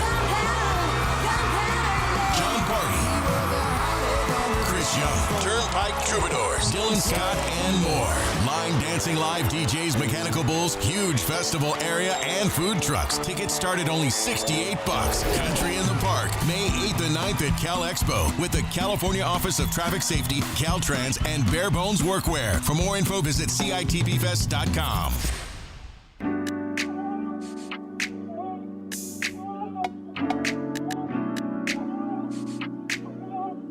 Allen Stiles You can join the show by texting 916-339-1140. on Sactown Sports. All right, Kyle, it is time for a little in style, out of style. In style. Out of style. Thank you very much to the promo team who recorded that. Okay, so I think also Bill Louie might randomly be in there, who is our director of sales. So the first on in style, out of style, I want to go with this Lane Kiffin thing because everyone is talking about this Lane Kiffin thing. Depends on who you talk to, but Lane Kiffin left Ole Miss for LSU. Ole Miss is going to be in the college football playoff. Lane Kiffin wanted to coach Ole Miss because they made it to the playoff. Ole Miss said, if you're leaving specifically for somebody else in our conference, you got to go now. We're not going to allow you to hang around here knowing that you're leaving. This was yesterday, and this thing has been dragging on for a very long time. LSU, the money that they have, not just for Lane, but for the NIL, it's just otherworldly. Lane Kiffin has lined up most of his offensive staff to join him at LSU. He's told them if they're not on the plane to Baton Rouge today, they won't have a spot on the staff. The Tigers have a press conference scheduled for Monday to officially introduce Lane Kiffin as its next head coach. So Lane made that decision. I was a bit torn because my thought, if you're Ole Miss for as long as I have been alive, to be honest with you, has not been a huge factor when it comes to college football. They've had their moments when they've done a couple different things, but it's been Bama, even Auburn when Cam Newton was there and got Gene Chizik a random championship. All these teams. It's been LSU. It's been LSU, Bama, Florida for a bit. Florida with Tim Tebow. Georgia, not Ole Miss. So Ole Miss, both sides have kind of done some things that could have been done better, where Lane Kiffin could have said, hey, this is what it is. And Ole Miss has kind of played with the idea of letting him play, letting him coach, letting him not coach. Once it got out that Lane was leaving, Ole Miss said, well, then you got to get the bleep out of here. Scott Van Pelt says he agrees. All these people agree. But my thought is, you are Ole Miss. I know this is the age of NIL and transfer portal, but you have no clue when you're going to be back there. Wouldn't you want to see what Lane can do? I mean, basically, you've already gone through this. Wouldn't you want to see what Lane can do? And maybe if you're going to lose your amazing head coach, you lose him with a championship. Wouldn't you want to do that? So funny enough, I was listening to future friend of the show, Bomani Jones, talk about this same point, and he made the argument, there is very little argument that LSU should be a better program than Ole Miss, but because of external circumstances and a little bit of 20th century college football history we don't have time to talk about, Ole Miss has just been not a good Like, there's tons of talent to recruit in Mississippi, but like none of the best players in the history of Mississippi go to Ole Miss. Right. Versus LSU, it's like Louisiana's got tons of great football players. They all go to LSU. So that's kind of the idea of like you can get great players to go to LSU.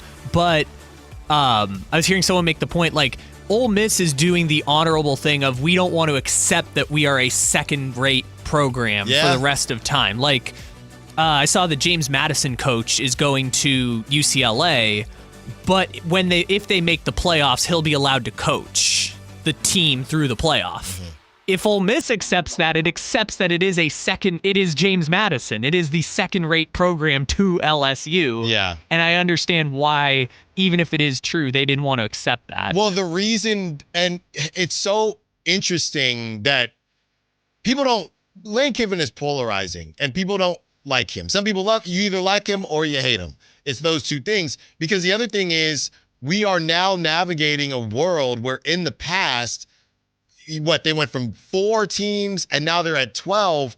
Normally, Lane wouldn't be in this situation because their season would be over. It would be some little bowl game that they decided he said, hey, well, go ahead and it's an interim coach. But now with 12, with the calendar year of college football, it's different. And going back to the Zach LaVine and Devlin Carter thing, how people kind of pick and choose when they agree with certain stances and when they don't. People don't seem to like Lane Kiffin. So I haven't heard really one person say, and I get it, Lane could have handled it better, but one person say, I mean, this wasn't an issue. This wasn't an issue 2 years ago. Yeah, because if you were a top 4 team, you would have been playing in a conference championship this week, which, by the way, was the reason why the Lane thing got dragged out on Saturday was Ole Miss still technically had a chance to make the SEC championship game if Bama had lost to Auburn. What, they were going to let him coach that game? That's a great question. Maybe it would have changed his mind. That's what's so crazy about the situation. I cannot talk enough about it.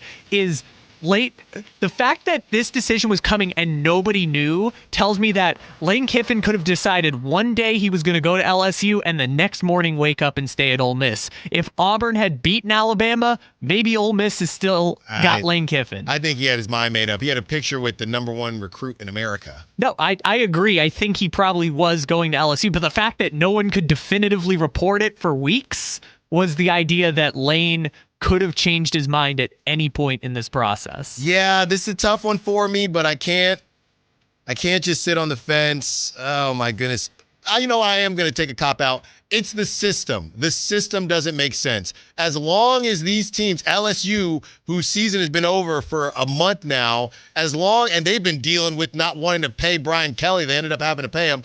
As long as this process is how it is, you are going to keep running into this until the NCAA says, hey, no, you cannot poach players you cannot talk to coaches while the season is going on. As long as the calendar stays the same way, I'm going to take the cop out and I'm going to say out of style to the process. But they can't change that because all of this is about getting players. And the thing is, once a coach gets fired, all those players have a 30-day window to enter the portal. I saw yesterday somebody said, I appreciate Ole Miss, but I am decommitting. It was a high schooler. I am decommitting from Ole Miss. Yeah, this is the crazy process of it is like, because the transfer windows are so early and the red shirt thing, you're incentivized to fire your coach weeks into the season, which is insane because then your season's over. Like, what are you supposed to tell the kid? Maybe you'll have like UCLA with a grad assistant randomly beating Penn State, but other than that, your season's over once you fire a coach. Well, and that was the offensive coordinator. Yeah, but he didn't even know how the headset worked, and then he beat Penn State and got James Franklin fired, so then Penn State's players,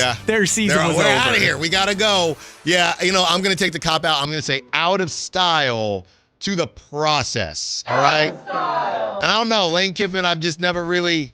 I don't really have a problem with him. I don't know. Some people, he's funny to me, to be honest with you. You know who's in style? Lane Kiffin's agent. Yes. Because Lane Kiffin's agent just played this thing beautifully. I saw, not only is he getting a $12 million contract, if they win the championship, he will automatically be the highest paid coach in the country. He will, there's years added on or something. And if Ole Miss wins a playoff game, LSU has to pay Lane Kiffin. That's crazy.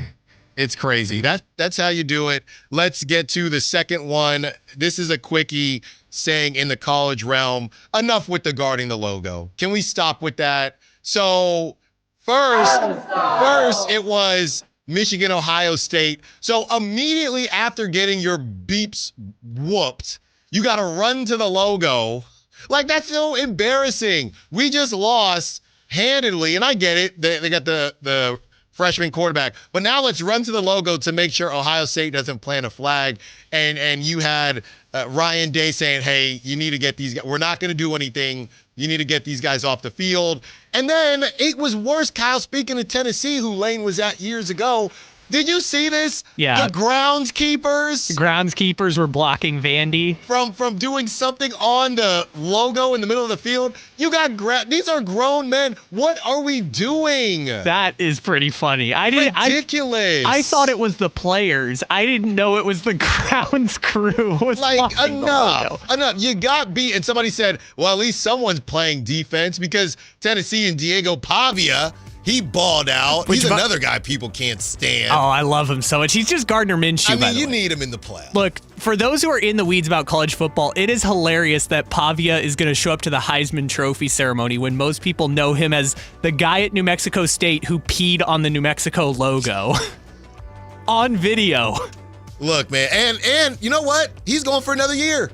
I think this is it. He's trying to get another. You just never leave, Diego. I think this is it for him. He sued the NCAA for JUCO status. I think this is it for Diego Pavia, which, by the way, I also saw Vandy and Tennessee. It was the first time in their history they were both top 25. So he does it again. He is the Van Wilder of college football. Kyle might not get that reference, but Van Wilder just never wanted to leave school. Yeah, okay. I get it. He's Gardner Minshew. Look, man, he's a future Raider is what he is. And last but not least, Kyle, let's hear from Juwan. Excuse me, this is not from Juwan Jennings. This is in a response to something apparently Juwan Jennings said from Shelby Harris on the Browns.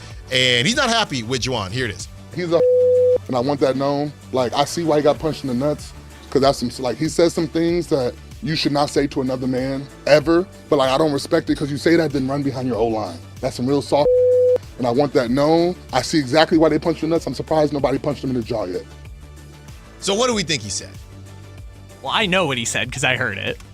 What Juwan Jennings said? Oh, sorry, what Shelby said. I thought you were talking about No. What Juwan Jennings said. Because as a man, look, there are some lines that you can't cross, which funny enough, going back to the Zach LaVine fan thing, it seems like Juwan Jennings crossed the line. Now, of course, in Niner world, everyone, good for Juwan getting under his skin. We don't know what was said. I mean, it's a brotherhood. All right, so you can take your gold and red glass off for 2 seconds. I just want to know. Now, I did see somebody say, tell us what he said or let's move on, right? Because now it just kind of leaves, like, was it cross the line or not? I need to know because there are a couple words you could say that definitely cross the line. If you brought family into it, even if you're a Niner fan, I would say most people would say, yeah, not cool. But it's just funny to me to see people say, oh, no, I mean, good for Juwan getting in grown men's skin. These are media members also saying this. We don't know what he said. I might sound soft here, but we don't know what he said. There could be a line that you just don't cross, and he crossed it. Whitey Gleason, Kayla Anderson, crosstalk to close out the show. Allen Stiles, Sactown Sports. This Sponsor the Clock is brought to you by Light the World Giving Machine. When a person is seriously injured, there's no substitute for the personal legal relationship offered by the local NorCal firm of Ashton and Price. From the first attorney meeting, every important decision is made with a direct consultation with, and I can't believe I have to say this, a real, live, experienced, flesh and blood local attorney. It's called Home Court Advantage for a reason. Ashton and Price, serious local attorneys for serious people with serious injuries with no fee until we win. For the best local advice, don't think twice. Call Ashton and Price. Capital Casino, Sacramento's #1 poker room with primetime football. It's back. Capital Casino is giving away $500 per game in high-hand bonuses for every Sunday, Monday, and Thursday night primetime game. Offering the best food, best service, and the best action with the most variety of games in the region and conveniently located at 411 North 16th Street in downtown Sacramento. For more information, log on to capital-casino.com and please gamble responsibly. 1-800-GAMBLER. This is the story of the one. As the purchasing manager at a manufacturing plant, she knows the only thing more important than having the right safety gear is having it there when you need it. That's why she partners with Grainger for auto reordering, so her team members can count on her to have cut-resistant gloves on hand, and each shift can run safely and efficiently. Call 1-800-GRAINGER, click Grainger.com, or just stop by. Grainger, for the ones who get it done. With Progressive's Name Your Price tool, you get coverage options based on how much you want to pay for car insurance. And then you decide how to spend the rest of your money, because you're in charge. Today, you're going to pay down your credit card bill. But you decide when you'll pay it. Before the due date, so those interest charges don't get you. But you decide if you pay it in full. But you definitely should, because again, interest charges. With Progressive's Name Your Price tool, we'll help you find coverage at a fair price. And then you're in charge. Progressive Casualty Insurance Company and affiliates. Not available in all states. Price and coverage match limited by state law. With Progressive, it's easy to reach customer service with our app, website, chat, or by phone. Because when getting help is hard, it's not help at all. Little help. A little help over here. Thank you for calling Bench Press Assistance. What? Due to excessive gym volume, all available spotters are currently lifting heavy weights off the chests of other bench pressers. Seriously? Please continue to hold, and we will remove the barbell from your chest in the order in which your cry for help was received. Getting assistance should be easy. With Progressive, it is. Progressive Casualty Insurance Company and affiliates. I'm Ed Evans, CEO of Consumer Cellular. No, we're not one of the big guys. Truth is, we don't want to be. If you're over 50, Big Wireless probably has you paying for more data than you might need. You could be throwing away thousands over a lifetime. Our entry-level data plans start at just $20 a month. And for a limited time, switch and get your second month free. Call 1-888-FREEDOM, visit consumercellular.com or a store near you and get your second month free today. Plans include $5 credit for auto pay and e-billing. See site for additional details. Just how good is Pure Talk's current deal for unlimited wireless? Well, you might say it's the deal of your lifetime. Because right now, for just $29.95 a month, Pure Talk is offering unlimited talk, text, and data for life. Not your phone's life, your life. This is Pure Talk's top-tier plan. It comes with a crazy fast 5G network along with a 30-gig hotspot. And at just $29.95 a month, there has never been a better opportunity to lock in a ridiculously low rate for as long as you live. And save thousands and thousands of dollars along the way. This plan is normally $65 a month, but if you switch today, you will save over 50% every single month for the rest of your life. See what I mean? It really is the deal of your lifetime. Dial pound 250, say Mike Rowe. Offer ends 12/7. Some restrictions apply. Details at puretalk.com. Year-end pricing's in effect. Every vehicle's priced to sell before the new year during Happy Honda Days. At Folsom Lake Honda, your one-stop Honda shop. Get behind the wheel of your new Accord or Civic today. Own or lease during Happy Honda Days at FolsomLakeHonda.com. As a family-owned and operated dealership since 2009, customer service is our #1 priority. Our customers love doing business with us, and you will too. Folsom Lake Honda is your one-stop Honda shop. Visit us at FolsomLakeHonda.com. Your one-stop Honda shop.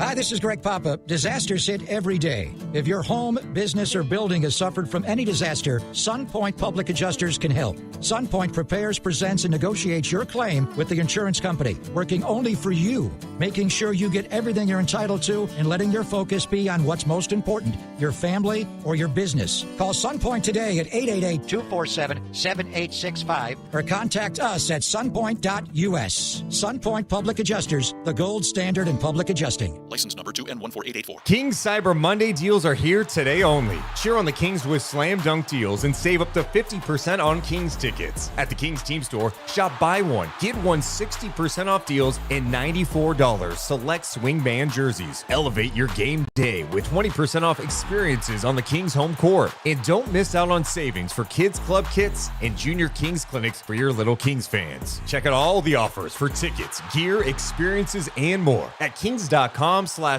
Monday. Coach Christie here, and the Black Friday Sell-a-thon is on at Folsom Lake Ford. With your approved credit, get 0 down, plus no payments for 90 days on any new Ford right now. Hurry to Folsom Lake Ford. Interest accrues from date of purchase.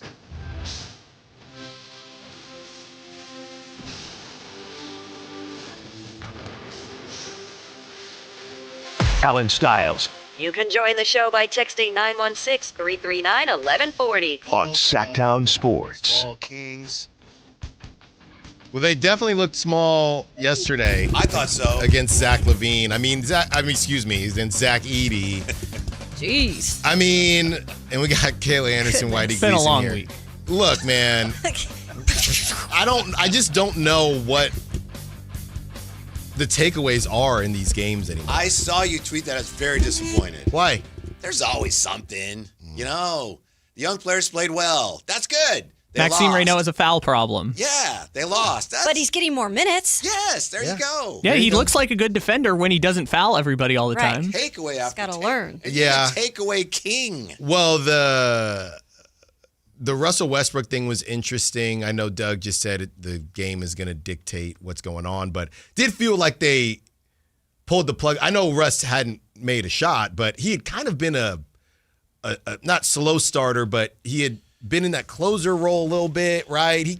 He has to get his juices flowing a bit, and they pulled the plug on him quick, and I think it said more about just wanting to get Neek out there than, hey, Russ isn't playing well. That's what it felt like to me, Whitey. Russ isn't shooting the ball well again. No. He's really shooting the ball poorly. And are these guys, I said the same thing about Drew Eubanks, they're openers, right? Not Russ, because he's been getting big minutes, but the Eubanks thing, it's just, I don't know if it's we don't want to start Maxime yet because of foul trouble, but you're a starter, but you're a starter by name. Eubanks is, I believe he's only 6'9".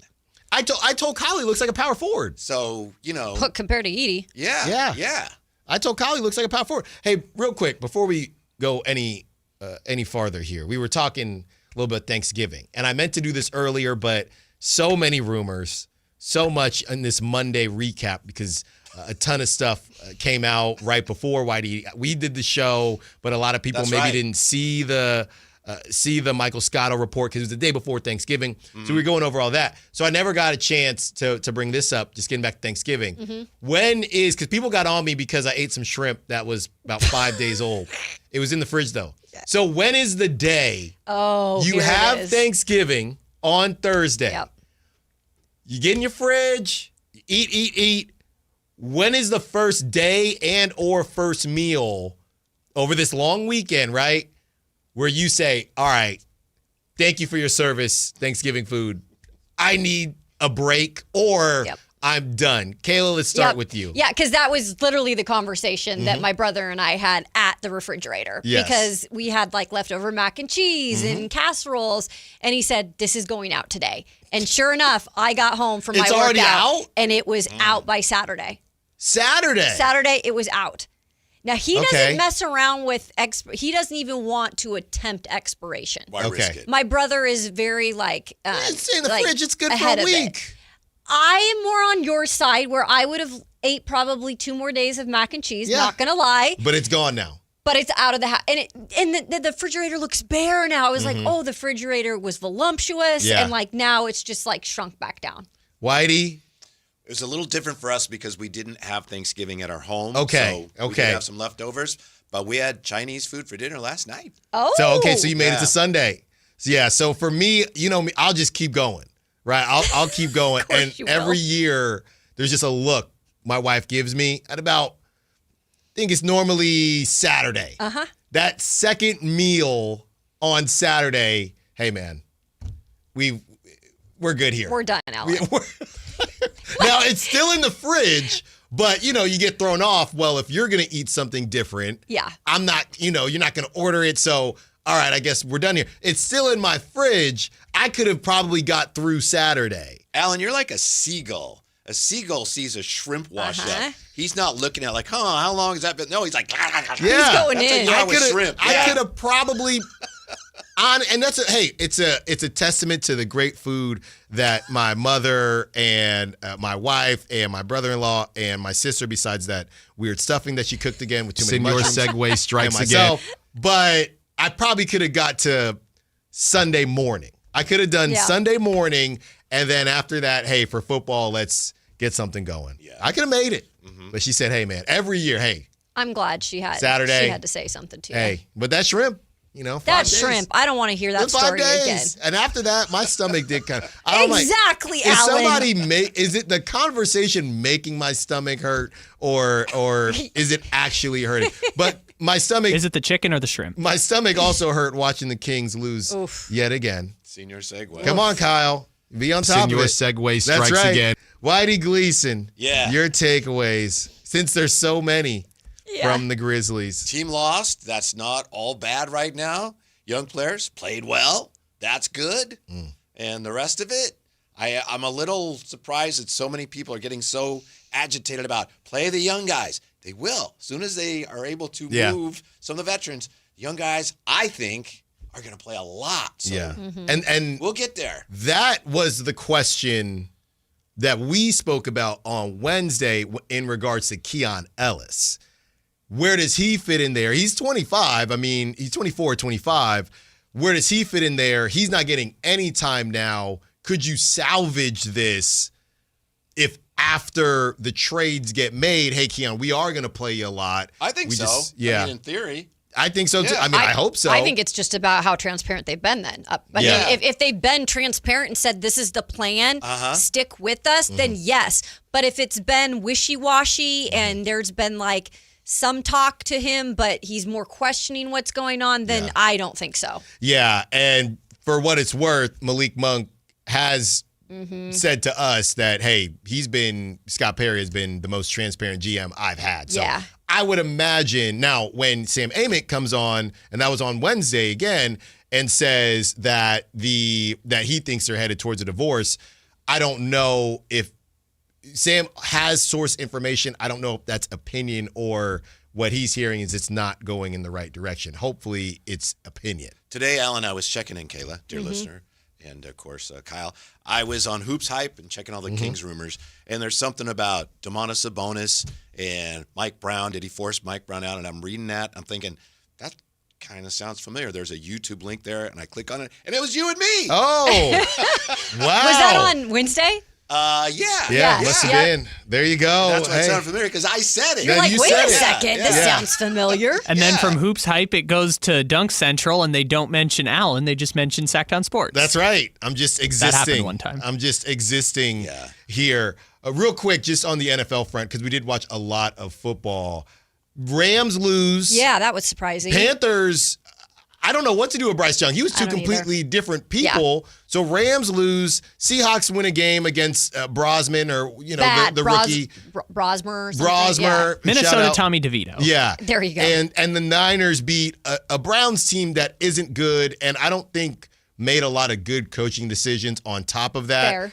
what to do with Brock Purdy, his Dougie that he busted out after scoring. It's like a half Dougie, by the way. Are we believing in? Yeah, it was more, half Dougie. I'm telling you, he was trolling Shador. Don't ask me how. The more you said that, and I was listening to you, the more I started to agree with you. That man never danced a day in his life.